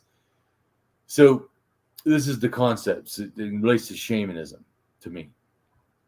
This is also why we know this relates to shamanism to me, or at least what I think. So the children, like it has to do with shamanism in Peru too. But that's easier to understand because we know more about it in a sense than we know. But I don't see it as being different. So the children are there's 2 burial. There's also another burial in I think Austria or something that has another 2 children buried. Okay. And like I told you, one of these children are actually buried at like a female, even though they're both boys. Oh, okay. One is buried. It has like a doll with a dress, and it looks like the other one has knives and things. It's like a totally different. But like I told you once again, back then being trans was normal. Yeah, it's this. That's why when people say need to be traditional, well, what are we talking about traditional? Because if you're saying we should be traditional and accept trans people like they did, like 34,000 years ago, well, then, of course, I believe I could agree with that. You know what I'm saying? Okay, that kind of traditional, I can agree with. Yeah. And even Corey could say, now that kind of traditional, I could probably be okay with, right? The tradition that says, like, people can do what they want kind of thing. Right. So when they say that this is new shit, it's not. You think new is in 34,000 years ago is new? I mean, I guess depends, right? It's anyway, so very to me, old, there's a long gender, a difference or whatever in even like before the one in Czechoslovakia, I think either at or before, which I almost think is before they meet at 31. I think is before they meet the totemists, because they make a burial of 3 boys, young teenagers or whatever, and one of them is touching the one's crotch, and the other one is buried upside down, which is all weird. But I think it relates to the moon, because by 34 they're already doing the moon. This is 31. Trying to show you that when I know by times I can tell what's going on, because already I know they have shamanism. By 35, everything under that seems to have shamanism, and start relating to the moon and all that. Anyway, so they're so go back to the children. So children, in a sense, are sacrificed, and there's 2 reasons. But the first one is a basic one. All religion is that you have to sacrifice for your deity, for the spirit, for the world, or whatever. Not in animism. Okay. Totemism and everything else. Totemism, shamanism, paganism, everything else, not animism. Because they don't. Well, like I told you, animism is hard for some people, but it's just like spiritual, non-religious. There's no like a bunch of dogma, no bunch of do this, hurt this, and generally so you kind of believe that there's a thing. Yeah, egalitarian, but not egalitarian because they've decided everybody's equal. Egalitarian because everyone's an individual and everybody matters, so there is no special something. Yeah. In a sense. Of course, children matter, and adults matter, and women and trans people matter. Everybody matters. Yeah. Anyways, like an ethical society. Hate to break it to you, I do agree with that part of being traditional too. Let's go back. If we're going to be traditional religion, can we be traditional animism religion where even children have rights? I mean, really, you know what I'm saying? I mean, let's do that. If we're going to go traditional, let's go to 100,000 years ago, until about at least 15,000 years ago in South Africa, and we would have been doing basically a form of what looks like almost anarchism. And when you read about it, you're like, wow, that does kind of sound like anarchism. But anyway, like I said, I do think that maternal line was probably first and relates to totemism. So like I told you too, doesn't mean that religion, totemism was a bad thing. Totemism actually stopped people probably from raping kids. Because DNA shows after 40,000, there's a huge drop in how much somebody is controlling behavior, which is totemism. Right. Anyways, so I once again, this goes back to, even though I'm against religion, that part, I actually, since we're going to talk about traditional religion people, right? Sure. Let's get traditional of that everybody should be treated equal. So don't fuck your kids. I can totally go for that too. It's a reasonable tradition. Totally acceptable. Let's bring that, forward. But anyway, so this here, so there was children buried with this first burial, and they're considered possible sacrifice. I absolutely think they were sacrificed. Okay. They were not sick. They were not the most precious thing, especially as hunter-gatherers, don't have as much children as farmers. Sedentary people seem to have more babies. Right. Probably 2 to 1 or something, or it's definitely, I don't know, I shouldn't say that, but it's some percentage. I don't know. It's definitely not good. It's less for people moving. It just is. Anyways, so diet also can affect like how much somebody can have children and stuff too. But sacrifice. So it's like in the Incas, when they put the children there, like saved in time of famine, and you believe that the ancestors must not be caring about us or not hearing our prayers, the child will go on your behalf. So you kill the child, and then it can go into the spirit world and go talk to your ancestors. Like I told you, shamanism, we read already, is the belief that somebody can intercede on behalf of spirit beings for the benefit of, in a sense, this world. Yeah. So that's, anyway, that just showing you, though, it didn't start like, it's not that, indigenous people of the Americas were just, this way, and Europeans were always better. Like this is the thing that it was all over the place that it existed. See, Corey, I know we'll get to the religion sometime, right? We'll get people to figure out what's up. So I'm just showing you too, it's not different. That what they're doing has been happening for 34,000 years. Yeah. It's not new. I mean, once again, it goes back to like some people try, Damien, why would you ever try to go against shamanism? I don't know. They were okay with killing kids. Yeah, that's right. You say it's okay to sacrifice children to spirits to get crops good, then you are on the opposite side of me. That's right. So I'm just trying to show that once again, even though I think there's some positive things and things I could agree with, like the trans people are should have rights and equal, and of course, yeah. I'm just saying, and that women should have rights and children should have rights. All this the traditional stuff. These are the good things. Yeah, the good things. The sacrificing kids. Well, this also to me too is it wasn't the totemists that did it. So I would have, if I would have guessed, in other words, like if you would have asked me before I learned more about paying attention to what's really happening, not just my fucking fantasies, you know what I'm saying? Or, like Graham Hancock, just make shit up and fucking, have a good imagination. Yeah, okay. But it doesn't mean it's true. And since I care about what the fuck is true, because I would have shocked that actually I think the more egalitarian came from totemism at first, which is a complete shocker to me, because I would have thought, because shamanism seems to care about hurt things and trans people and anybody different and allows you to be yourself. So I really would have thought that, but then they're killing kids. Yeah. So I'm just showing you that yet some parts are like, and care about nature. Some parts are cool. And then you're like, whoa, what the fuck? For sure. Speed it up. I was trying to break all this stuff down so you can understand, because it's kind of confusing. Anyway, it's a lot of information. So it's a lot of information. So anyways, going down further where it says Sinclair individuals, and I'll just read it because I don't want you to try to look for it. The Sinclair individuals also show close genetic affinity with various individuals among the Vonsey cluster, buried in a graviton context, meaning that like the graviton burials, in other words. So it's showing too that from once the thing started, right? So it's not like it was just a one-off. Once it started, then it continually was a graviton style burial, which I already showed was 8 different cultures actually, or whatever. But it kept doing this similar. So it's a similar religion. I'm showing it's passing around, like I said. It's moving around. So it goes from nothing, because you already established where the nothing was, and then we established where it happened, and then we show the different things are both doing these exotic things nobody else is doing. And then it goes and it's moving and it keeps doing, like it says, a similar thing. It's not this one thing that does amazing stuff and then no one else did that, like no, it spread the ideas and everybody kept doing this similar religion, shamanism.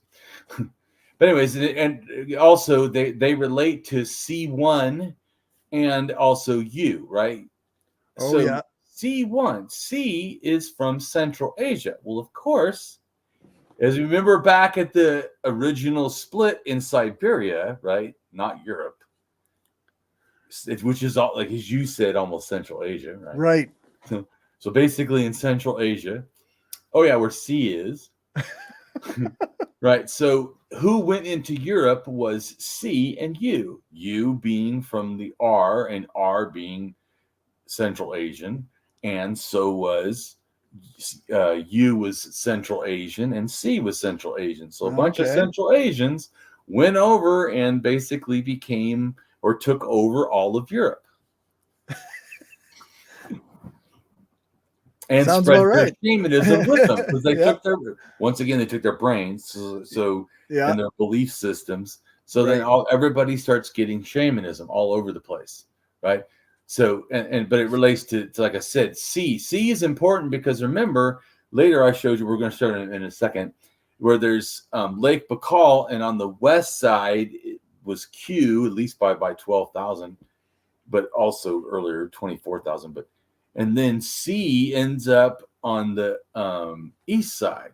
So the west side is Q, the east side is C, and then they all mix together, and that makes the Ancient North Eurasians. So let's go back to the blog of shamanism. All right. So to look at the arrows again. So see, I tried to explain these different things, what's going on. So let's go down more, and then it shows it again, right? My art shows figurines start happening and everything. Yep. Okay. And then it shows 25 to 20,000 years ago, there's totem pole figures that start in that one part in Russia. Okay. And then they go over to Lake Baikal area. Right. And so, and then from that area, then they also go our DNA, which you see below, right? The next little map down there, or same art, but the bottom part. Lake Baikal, and then our Ancient North Eurasians in that big circle. And then out of there, R1A goes north towards, almost Finland. But anyways, it's going north or whatever towards Europe. And 11,500 years ago, it makes this totem pole that they found in a marsh. And it's really tall too. But anyways, and then R1B goes from Lake Baikal all the way down, and it makes Göbekli, or is not makes, but is related to the creation of Göbekli Tepe, which I see is where paganism starts. Over there in Turkey and near, sort of like the upper Middle East or the Fertile Crescent or whatever. But that DNA also went all the way to Italy, and the R1B did 14,000 years ago, and that's when it becomes epigravitin. It mixes with the gravitin and basically, becomes different, because before it was U and it was C1. Right, from Asia. In that split I showed. Right. So then R comes in, and then it's U and R. Okay. Anyway, so I'm saying people, so the male DNA takes over. Anyways, but it shows what kind of people they are. They build totem poles, right? So they build, and it shows the Göbekli Tepe, from 11,000 to, which is 500, which is almost similar time of the totem pole. They're also making totem poles, out of stones instead of ones out of wood. Yeah, but it's just showing they're doing the similar behavior, which almost implies that it came from previous behaviors, right? See, now you're getting how I think, right? And then if you look at where did that previous behavior come? It came from Russia, right? The Helsinki, and those people are the first one to make a male and female figurine and make them look like totem poles. Right. So we know that they probably started that idea, at least, or that's the origin. But anyway, so then go ahead and read it down below. It says, here's my thoughts, speculations. Okay, so here are my thoughts and speculations and where I believe is the possible origin of shamanism, which may have begun sometime around 35,000 to 30,000 years ago, seen in the emergence of the gravitin culture. Just to outline his thinking on what thousands of years later led to evolved Asian shamanism in general, and thus Wu shamanism as well. In both Europe-related shamanism possible burials and in gravitin mitochondrial DNA is a seeming connection to haplogroup U, and the first believed shaman proposed burial belonged to Eastern gravitins / Pavlovian culture at Dolni Vestonice in southern Moravia in the Czech Republic, which is the oldest permanent human settlement that has ever been found. It is at Dolni Vestonice where approximately 27,000 to 25,000 years ago, a seeming female shaman was buried, and also there was an ivory totem portrait figure, seemingly of her. Yeah, go ahead, keep reading. And my thoughts on how cultural / ritual aspects were influenced in the area of Göbekli Tepe. I think it relates to a few different cultures starting in the area before the Neolithic. Two different groups of Siberians, first from northwest Siberia with U6 haplogroup, 40,000 to 30,000 years or so. See, and I would ask you, now that you saw how I did, so 40,000, did they have shamanism to me at 40,000? No. Right? That was like 35,000. No, but by 30,000, they may have. Right. Okay. See? Yeah. Just trying to show you, because I already showed you that even at 38 to 36, those people didn't have it. So it has to be after 35. Yeah. 35. The other one in Siberia was 32. It had it. So to me, something happened at a certain time frame. So any of these doesn't matter, like the number. See, U5 would be a earlier branch. Right. Well, that doesn't mean that just because it was U5 that it had shamanism. If it's before 35, it probably didn't, because something happened in that area. Yeah. See what I'm saying? Yeah. Right. Just trying to help you understand. For sure. So then our haplogroup, mainly haplogroup R1b, but also some possible R1a, both related to the ancient North Eurasians. The second group added its R1b DNA of around 50% to the two cultures, Natufian and Trialithian. Right. So, and just so you know, the Natufian is kind of like Israel, Palestine, Lebanon, Syria. Okay. And Tualatin culture is like maybe Turkey and Iran, sort of. Okay. Maybe the Cossack Mountains a little bit, or lower part.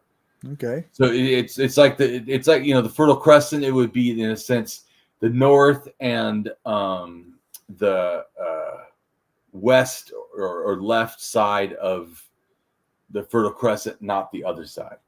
Okay. The other side becomes the Sumerian. So this is the non-Sumerian side, just so you know. Okay. Then it's good. It says, so to Damien, it is likely that both of these cultures helped create Göbekli Tepe. Then I think right, but let's pause for a second. So they both help Göbekli Tepe, but they both have 50% R1b. So what's the difference? R1b made Göbekli. You get what I'm saying? So, yeah. Right. Yeah. Either way, even if it was one or the other, well, they both had 50%, so it really doesn't matter. But actually, I think both were involved.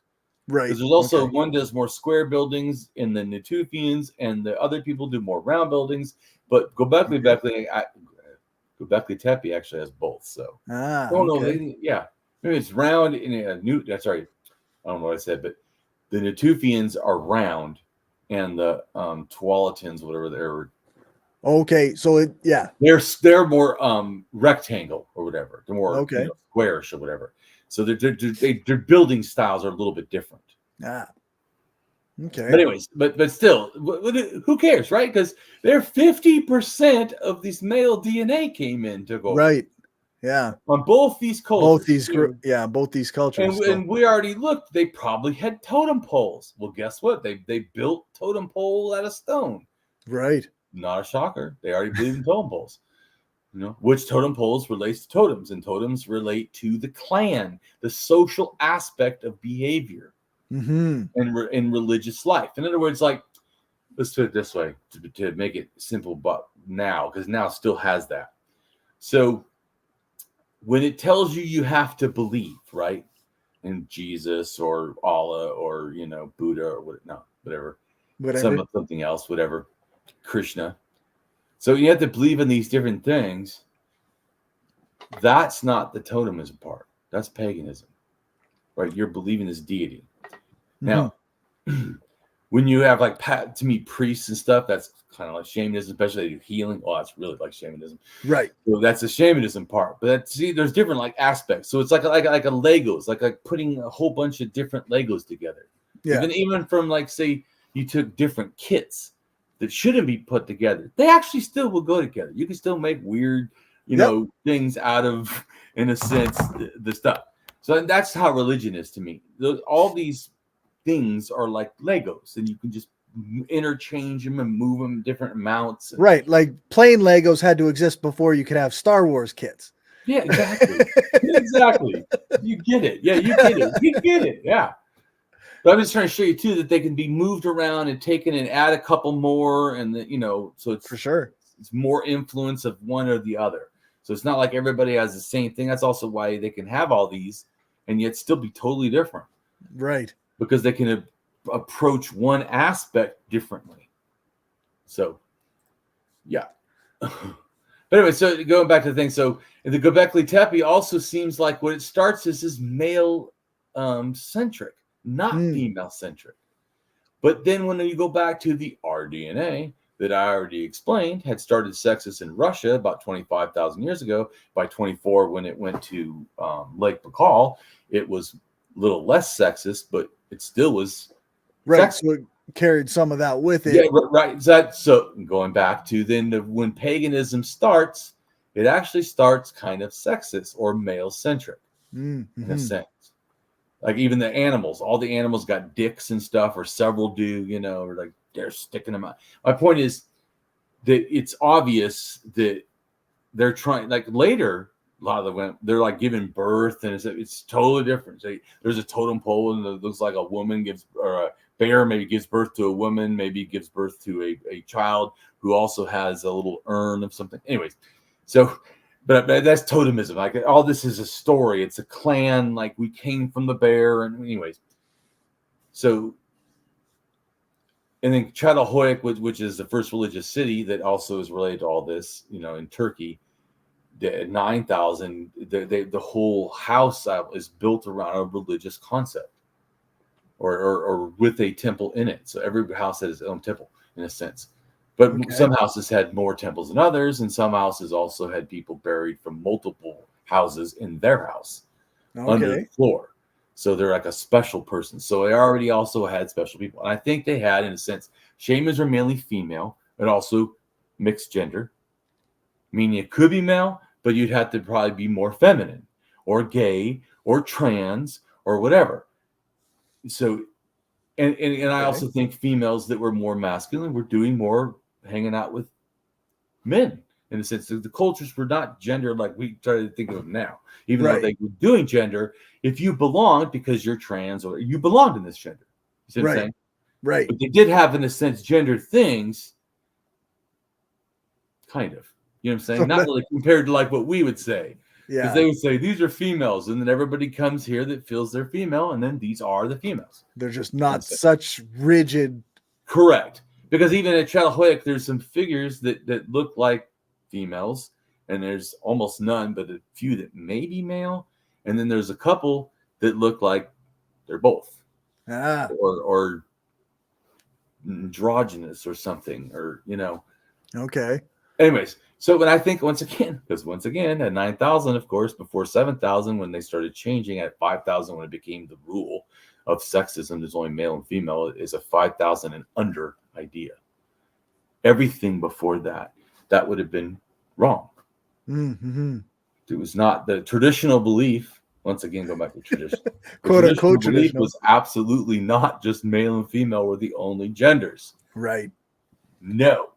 Anyways, so I'm just trying to say, so there's the ideas start, but then the epigravitans, who relate to the gravitans of Europe, who were influenced heavy from the totemists that were non-sexist, the maternal egalitarians, and women-centric, that they come in, and then it go back to Czech, kind of changes and almost ends, or sort of like its type of buildings change. I mean, it really kind of changes. And then by 11,000, everything in in the area that has a figurine starts being almost, there's a couple males, but almost exclusively female. All these females. And I think it all relates to the moon and whatever, and types of, like, because a lot of grain names, like grain, wheat or whatever, I have all these female deities. And I think that the sky, in a sense, was an animal, like a bull or whatever, is thunder and everything. And then it rains. They think it's like and then the seed is the female, and then the liquid is coming in and giving it life. Anyways, try to explain it. So they started, I think, right then, because these kind of female-centric, totemistic, and these people that are shamanistic turning into God worshippers, in a sense, or they have a motivation to, because they're caring about grains and they're caring about sedentary life. Everything's like the Neolithic revolution, even though it wasn't really a revolution, but I mean, it did eventually change everything. But that's more like 9,000 or 10,000 when everything became domesticated. But this 12,000 or whatever, almost 13,000 when it starts, paganism, it's almost exclusively shamanism. It's sedentary in its thinking, and it's starting to it has already, into me, like the earth diver myth concept, but it's starting to put that in a new type of, which eventually becomes deities thinking. So I think at first that because it looks like all animals mainly, are maybe guarding things because they're guarding doors. And so I think that, and there is a large thing of tularity deities who guard and protect you. So the first things I think deities were that. And they were the shamans who cared about, and at 30,000 years already had, dogs. And by 12,000, these are, man's best friend or whatever. They're the thing. The concept of having these helps you in the afterlife, once again, like the children. So there's also dog sacrifice, especially in Siberia, where they kill a dog because, once again, the dog then protects you in the afterlife. It's still, that's also when people thought about killing other humans. You kill their servants and they go serve you in the afterlife. Right. But when you understand that shamanism already kind of had that, it's not a stretch. Right. Yeah. Huh. Right. So is that making more sense? I think so. Right. Okay. So let's close this one, and then let's go to the next thing. And so the next thing is we'll do this real quick because you can look at pictures. Once again, it's early shamanism. So I'm showing you where shamanism is at, right, and where it goes. And then the next one picture shows you the origin again. It shows you how it moved, the yellow arrows. Right. We're not going to read all this. People can go look. The next thing is the dog. The dog actually starts like in Germany. Okay. Yeah. This is number 1. And this is the remember the Orconation culture. And as soon as they go to Austria, which is number 5, but as soon as they go there and transfer ideas, for sure they were transferring stuff about the dog. Because they were the ones actually to first domesticate or start to domesticate the dog. Okay. Which, like it says here, 40,000 to 35,000 Germany. Right. Anyway, we're not going to read all that, but and then there's another picture. It shows how the stuff moved and eventually goes to Göbekli Tepe. And then below that, so what I want to focus on is the 34,000, the Sunghir early. I put totemistic shamanism. This is very old. This is like 7 years old or something. I wouldn't put totemism now, but I didn't know. Yeah. Right. Like I said, I'm just making a comment that, here's their thing. I can actually change when I realize the facts don't support my original idea. Whoa! Instead of, I don't say this. Oh, the paper was redacted and doesn't support a 20,000-year-old pyramid in Indonesia, like Graham Hancock thought it did, or instead because secrets or whatever. Right. Instead of saying, "Oh, I'm wrong," because now that isn't supported by evidence. He said, "No, the science is wrong and archaeology is trying to hide things." Like, oh my God! So I don't do that. I'm just trying to show you. Even though because I didn't understand a long time ago. I knew they're doing behaviors, and I just thought because the next place they go, for sure they have it, and so I thought they already had it. Mm-hmm. But that's not right. But they didn't. That doesn't. I don't feel that's as supported by the evidence because now I understand it a little better. Because it's confusing. This is confusing. Anyway, so and it just shows you that where the site is in Russia, and then also where the one in Siberia, the Malta Bar, almost the parallel to each other in a sense. Right. So, these are those burials that we talked about on the other page. Yes, that's correct. But now you're going to see the people. These are the 3 and 2. Those 2 are boys. Right. I told you one was like a boy, one was more like a girl. But because see the hats are different. Right. See the father or whatever male figure, whatever his hat and the number 2 seem similar. Like they're just a ball cap on top, but the other one like covers the whole back of the head. Right. It's different. Anyways, and that's the one I think they were doing more with female items. Anyways, but the point is I'm trying to show you is that this one is explaining that first thing, and you can see how it's advanced, all these little beads. But anyways, then we're going to keep going down. I'm not going to read all that. People can read these different blogs, but keep going down. Okay, then you get to the next picture. You see it? Not yet. I know there's a lot of stuff that they have to do, you could read. It's a lot of information, so make sure to go check it out. Right, yeah. Well, and if you want to understand like why, also like how I come to this, read the stuff. You'll probably come to similar thinking. Yeah. And once again, now this one is totemistic shamanism. Okay. Certainly by the 25 for sure, but I think where you see it says 27 to 25, that is that figurine. Well, that figurine is influenced from totemists. Mm-hmm. So they by that time they have totem. When they're making that, they already have totemism. Whereas the other one, where the triple burials all males, Right. I think it's maybe not totemism.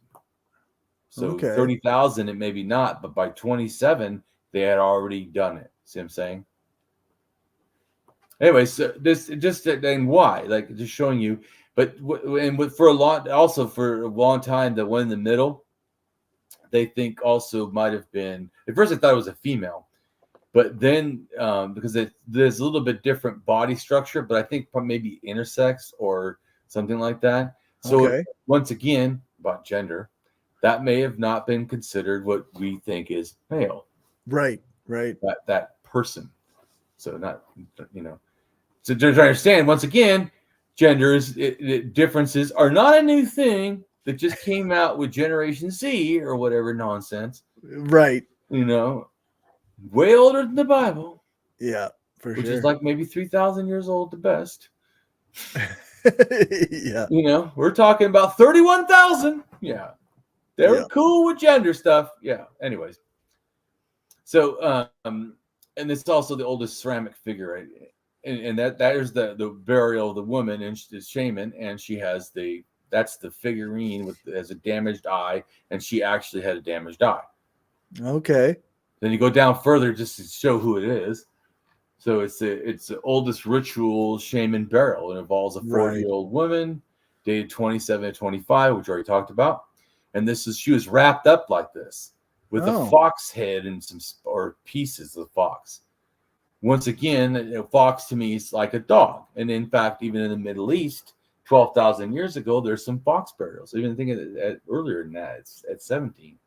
So I don't think, I think later, like people get all into like mythology. I don't think at this time, I think it's a kind of thing. Okay. A kind of animal, like what we would consider like a genus or whatever. And all these things are like humans are related to, great apes or whatever. See what I'm saying? And that kind of concept, even though they're all different.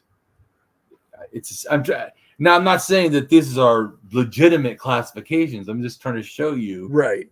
I think that's what's going on. Is they're trying, in a sense, classify things. Okay, so dog burials are a big deal. Dogs find your way to the afterlife.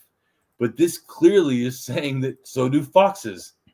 Right. Yeah. Like they wouldn't have necessarily, they might have known that they're related because they look similar, but they wouldn't necessarily know that there's they're not science. That's all I'm trying to say is mythology. Just you got to work with me, people. These people back then, they don't know this is actually different animals or whatever. Right. Or not closer related or whatever. Yeah. Anyways, I'm just trying to show you that, because I know some people care about, and I'm not saying that could also be possible, that maybe that some people choose certain things because of maybe when it has babies or something might relate to a solar event or a moon event or something, or be closer or a season like spring or something. There could be some sort of stuff. I don't know. That's a lot more speculative and harder to figure out. Yeah, I suppose it makes sense that they must have had some kind of belief that the fox had some kind of importance, right? Exactly. Otherwise, and then above her was these two mammoth scapula that had the earliest writing in the area that comes also, by the way, from France. So it comes from the totemists. So the totemists were inventing a new form of symbols, which are religious related. And obviously it's on a bones above a burial.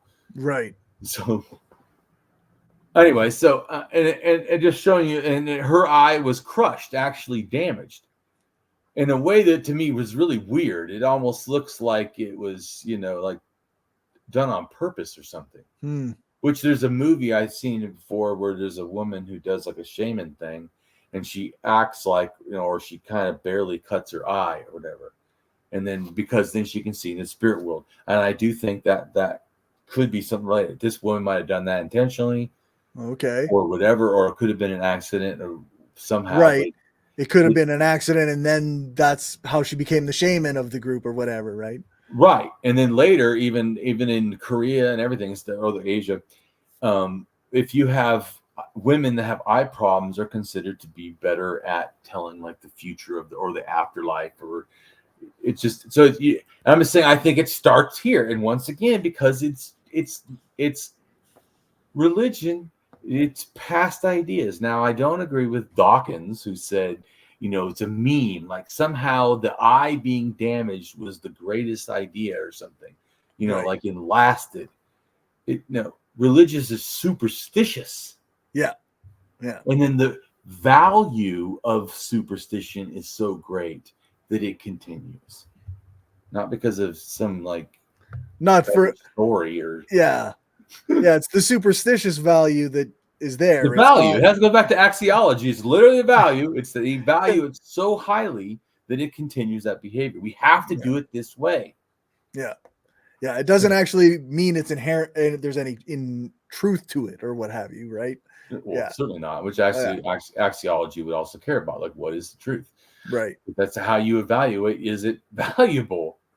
Truth is more valuable than lies. Yes. Yeah. Anyways, which I'm trying to show you here.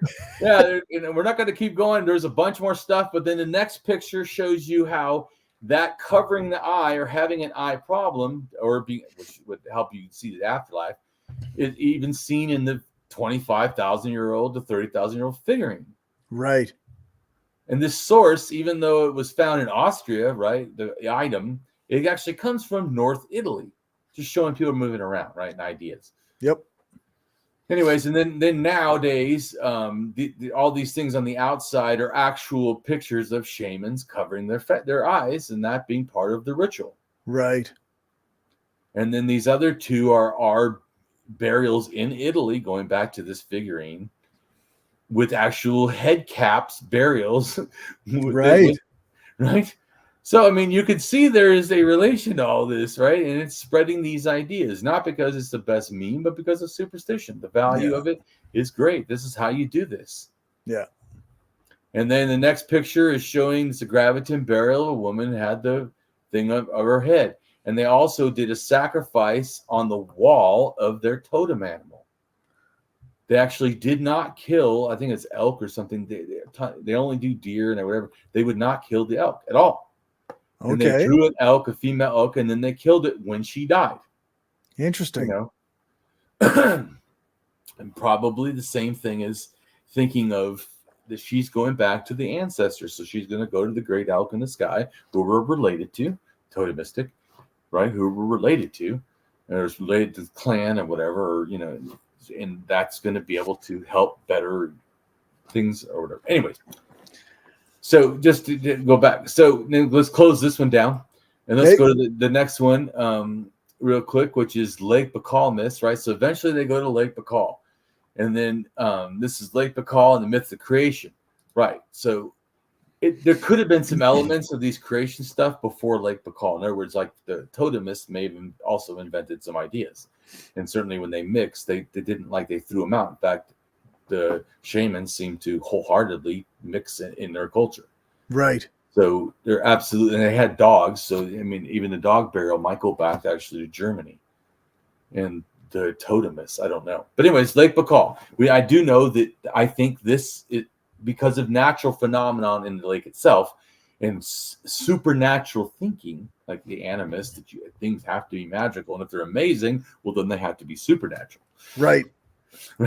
So they go to this place that has a bunch of amazing things. And I think it also relates to mounds of creation, why they make later pyramids and kurgans and all kinds of stuff. I think it relates to this.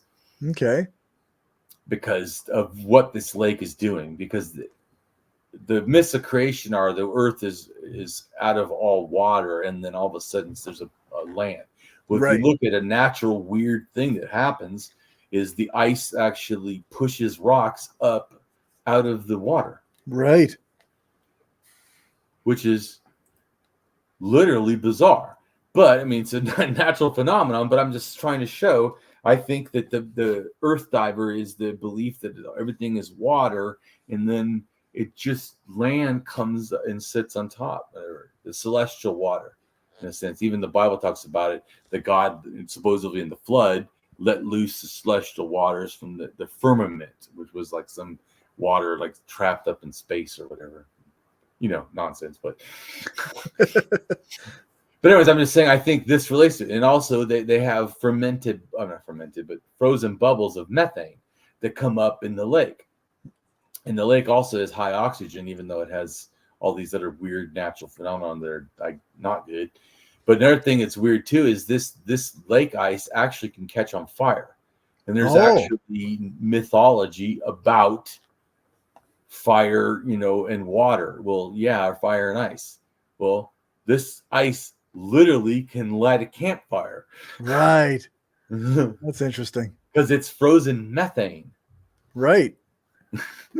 Wow. Anyways, I'm just trying to show you that like the mythology and weird natural events is literally animistic, supernatural people thinking is how things happen. You see weird things and you're like, oh my God, it has to be like the circle and the thin ice, it has to be like the God and stuff, that, or how the crack is in the ice, and there's the mountain and the sky looks like a starburst. I mean, that's literally how the sky looked. Right. In a picture. I mean, but if you have an animistic thinking that anything that's cool and that natural, you just like, oh, it's spirits and gods. There's the proof, Right. Yeah. You don't just think, hey, that's something cool. You're like, that's the gods or what have you. Right. And so read the red right below that picture. It says people reach Lake Baikal. Okay. People reached Lake Baikal, Siberia around 25,000 years ago. They, to Damien, were likely animistic shamanists who were also heavily totemistic as well.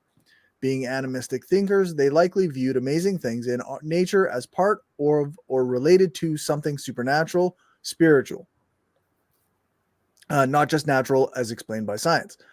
Spirit-filled or a sprite. Well, I meant spirit. Spirit being related to it. Right. With it. So either it's spirit-filled or a spirit being relates to it in some way. Or itself. Or it is a spirit being. Or it's a supernatural or spiritual creature, or it is a great spirit, tutelary god, deity, god or goddesses, and from there comes mythology and faith in things not seen but are believed to somehow relate or interact with this real world we know exists. Right. And in both areas of Lake Baikal, one on the west side with the ancient North Eurasian culture, and one on the east side with the ancient Northern East Asian culture, later to become ancient Northeast Asian culture. Areas are the connected areas that, to Damien, are the origin, ancestry, religion for many mythologies and religious ideas of the world by means of a few main migrations and many smaller ones, leading to a distribution of religious ideas that, even though are vast in distance, are commonly related and centering on Lake Baikal and its surrounding areas, like the Amur region and the Altai Mountains region. Right.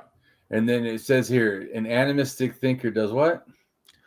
Things are not just as they seem. They have a spirit, or a spirit energy relates to them. And totemistic? Says things are not just as they seem. They may have a spirit, or spirit energy relates to them. They may have religio-cultural importance. Right.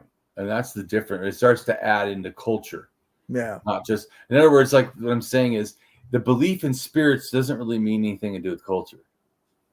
The belief in a God in itself, but the belief that God demands that I have to, go to church on Sunday, that's a different thing. Yeah, or sing certain songs or do certain things. Right. See, that's totally different than the belief itself. Yeah, for sure.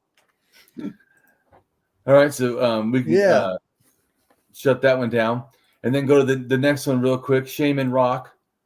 Okay. And this picture shows that on the one side is haplogroup Q and that's the ancient North Eurasians, and the other side is haplogroup C, which is the ancient Northeast Asians, and then later the ancient North Asians, which is haplogroup C, and haplogroup C is what Genghis Khan comes from. Okay.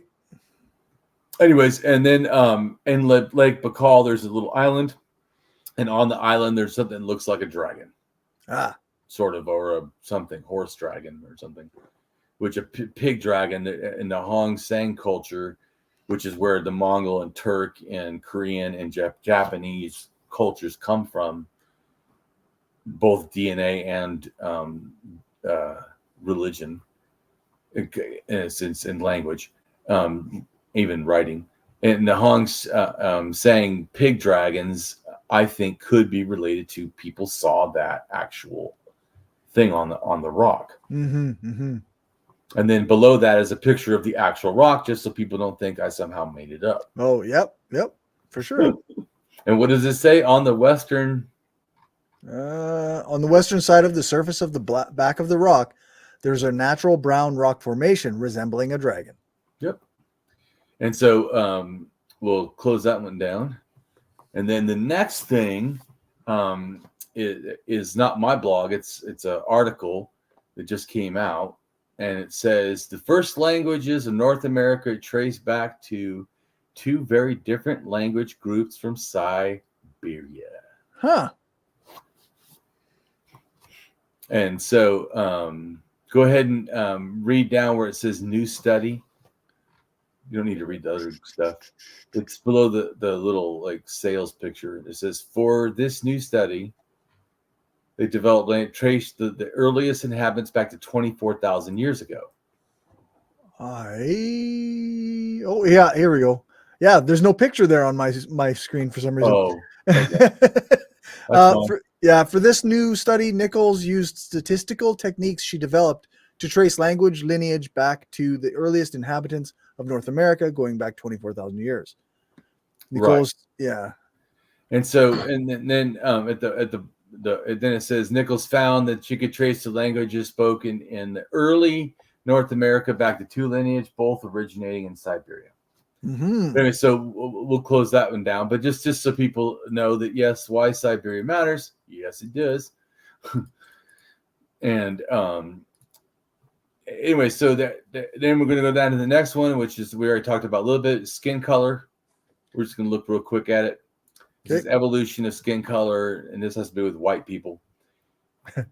Or people that call themselves white in Europe. Where white skin came from in Europe. Yeah, right. Which is actually from Asia. Yeah.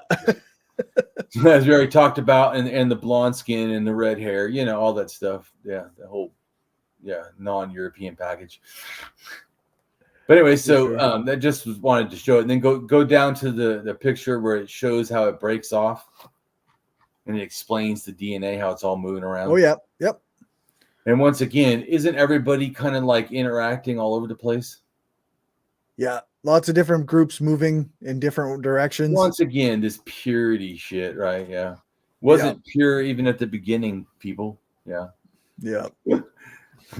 That's a bullshit concept. So anyways, I'm just showing you it all mixing around. Then below it shows how the circle of the ancient North Eurasians has both the Malta culture and then has those people that started to have white by 18,000. Yeah. But once again, like I told you, that doesn't mean everybody has white skin just because that one people started having it. Right. Anyways, and then go down again. And then the next picture, it shows, eventually how it becomes Sami area. And it shows Lake Baikal moving out and on all the DNA, which I was explaining before. Mm-hmm. We're not going to read anything about that. Then the next picture after that shows little bubbles of how related everybody is in the world, in a sense, to that culture. And if you notice, basically, Australia and Africa doesn't show a high amount. It's everybody else. Right. Like in the world. Yeah. Right. Yeah. So, and then it says right down here, can you read it? It says M1 belonged.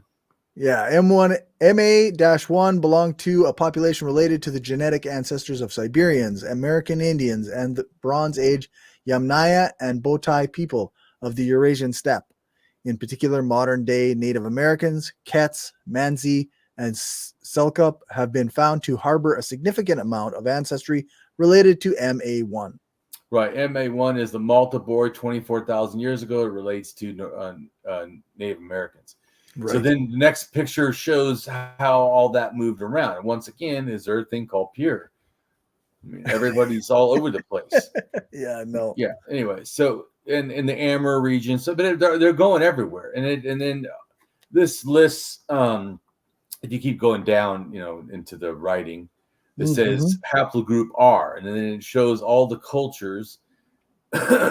Right. That relate. See, Tualatin is the one that was in the Middle East. Right. And then the Samara culture, that one below us is 7,000.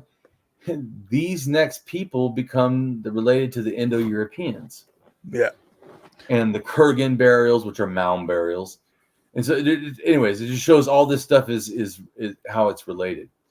And we're not going to read all this stuff. But then let's go back down to the next picture, which says, once again, let's not forget, where do people come from? Corey, earliest modern human originated dispersals in Africa. Yeah, go figure, eh? Actually, in modern-day Botswana. Yeah. What does it say? It says here that that's the homeland for 70,000 years ago. Pretty good. Yep. And then the one below that shows how the lineages and DNA moved out of our homeland in Africa and Botswana. Mm-hmm. And then the one below that shows all the DNA and how it happened and the cultures. And then in the one below that, the art below that, then it shows Africa in that same area. And L1 is the DNA. And then it shows that same area that we're all from is where they had a stone snake that they had like stone things worshipped under it or something. Anyways, we'll close this one down and we'll go to the next thing. And the next thing is my thing on the steppe Anatolia, which is Turkey, Kurgan hypothesis. And you click on that? Yep. Yeah. So, and then this real quick is showing, once again, Lake Baikal is that thing in between those two circles. And I'm saying that I think those two circles relates to all the religions in it, or not most of the religions of the world, but because of migrations, not because of like magical, right, or they were true or anything. Yeah. It just showed you, then this is my thoughts on why, then the next one shows Proto-Indo-European language and how all of it relates. And then, of course, the religions all relate. And that's why all the religions are more similar than people realize because of everyone moving around. We'll close that down. And then we'll go to the next thing, which is Earth Diver myths. And one of the first things they were taking around was the Earth Diver, Axis Mundi, center of the world, which has to do with mounds. Like the mountain of God is what the Sumerians called their almost like pyramids. They were called ziggurats. But that was considered the mountain where God was on top. His temple was on top, in a sense. And it's a mountain, even though they're making it in Iraq. And it's considered the Axis Mundi, like the center of the world, in a sense. And so this is what all this is relating to. And once again, the Earth Diver and the Axis Mundi, and then the world turtle is relating to, I was showing you those floating rocks, I think.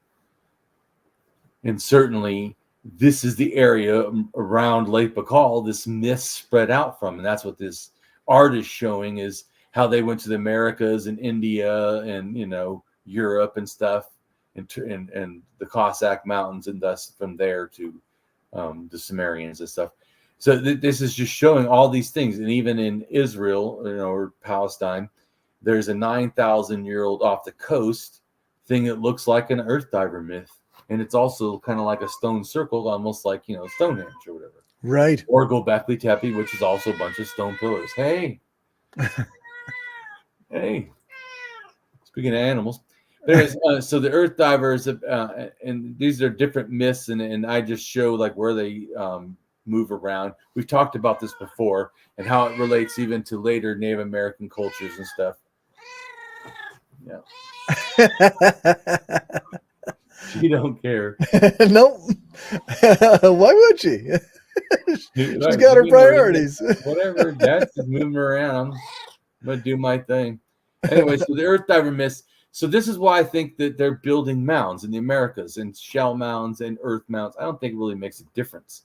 Just like the the difference of the totem pole at R1A is wood, and then the R1B, which is related both back to the Lake Baikal, they do stone, but they don't have a lot of trees. So so it makes they're in a desert material area sense. and they use stone instead of trees. Like so it's just logical almost. For sure. Because they're relating, and the tree also on top of the mound is considered the axis mundi, and the tree has roots in the underworld, has branches and trunk in a sense in our world, and then the leaves and stuff are in the upper world, supposedly, whatever. Yeah, just to get that concept, and they're taking all this all over the earth. We'll get out of that one now, and we'll go to the next thing real quick, and then.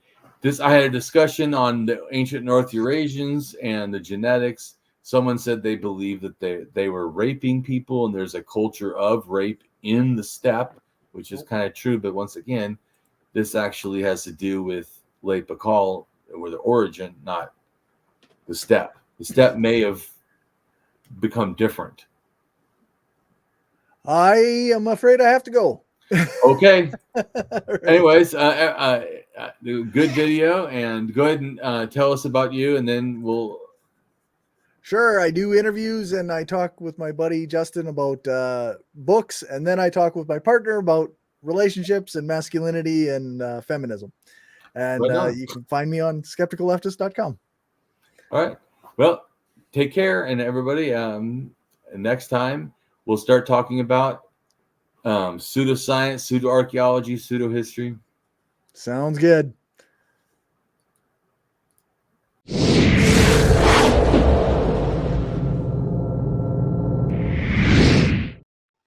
Hello, and welcome to my channel. I am Damien Marie AtHope. In the simplest terms, I am an atheist-humanist philosopher and prehistorical writer-researcher at DamienMarieAtHope.com. I am specifically an axiological atheist.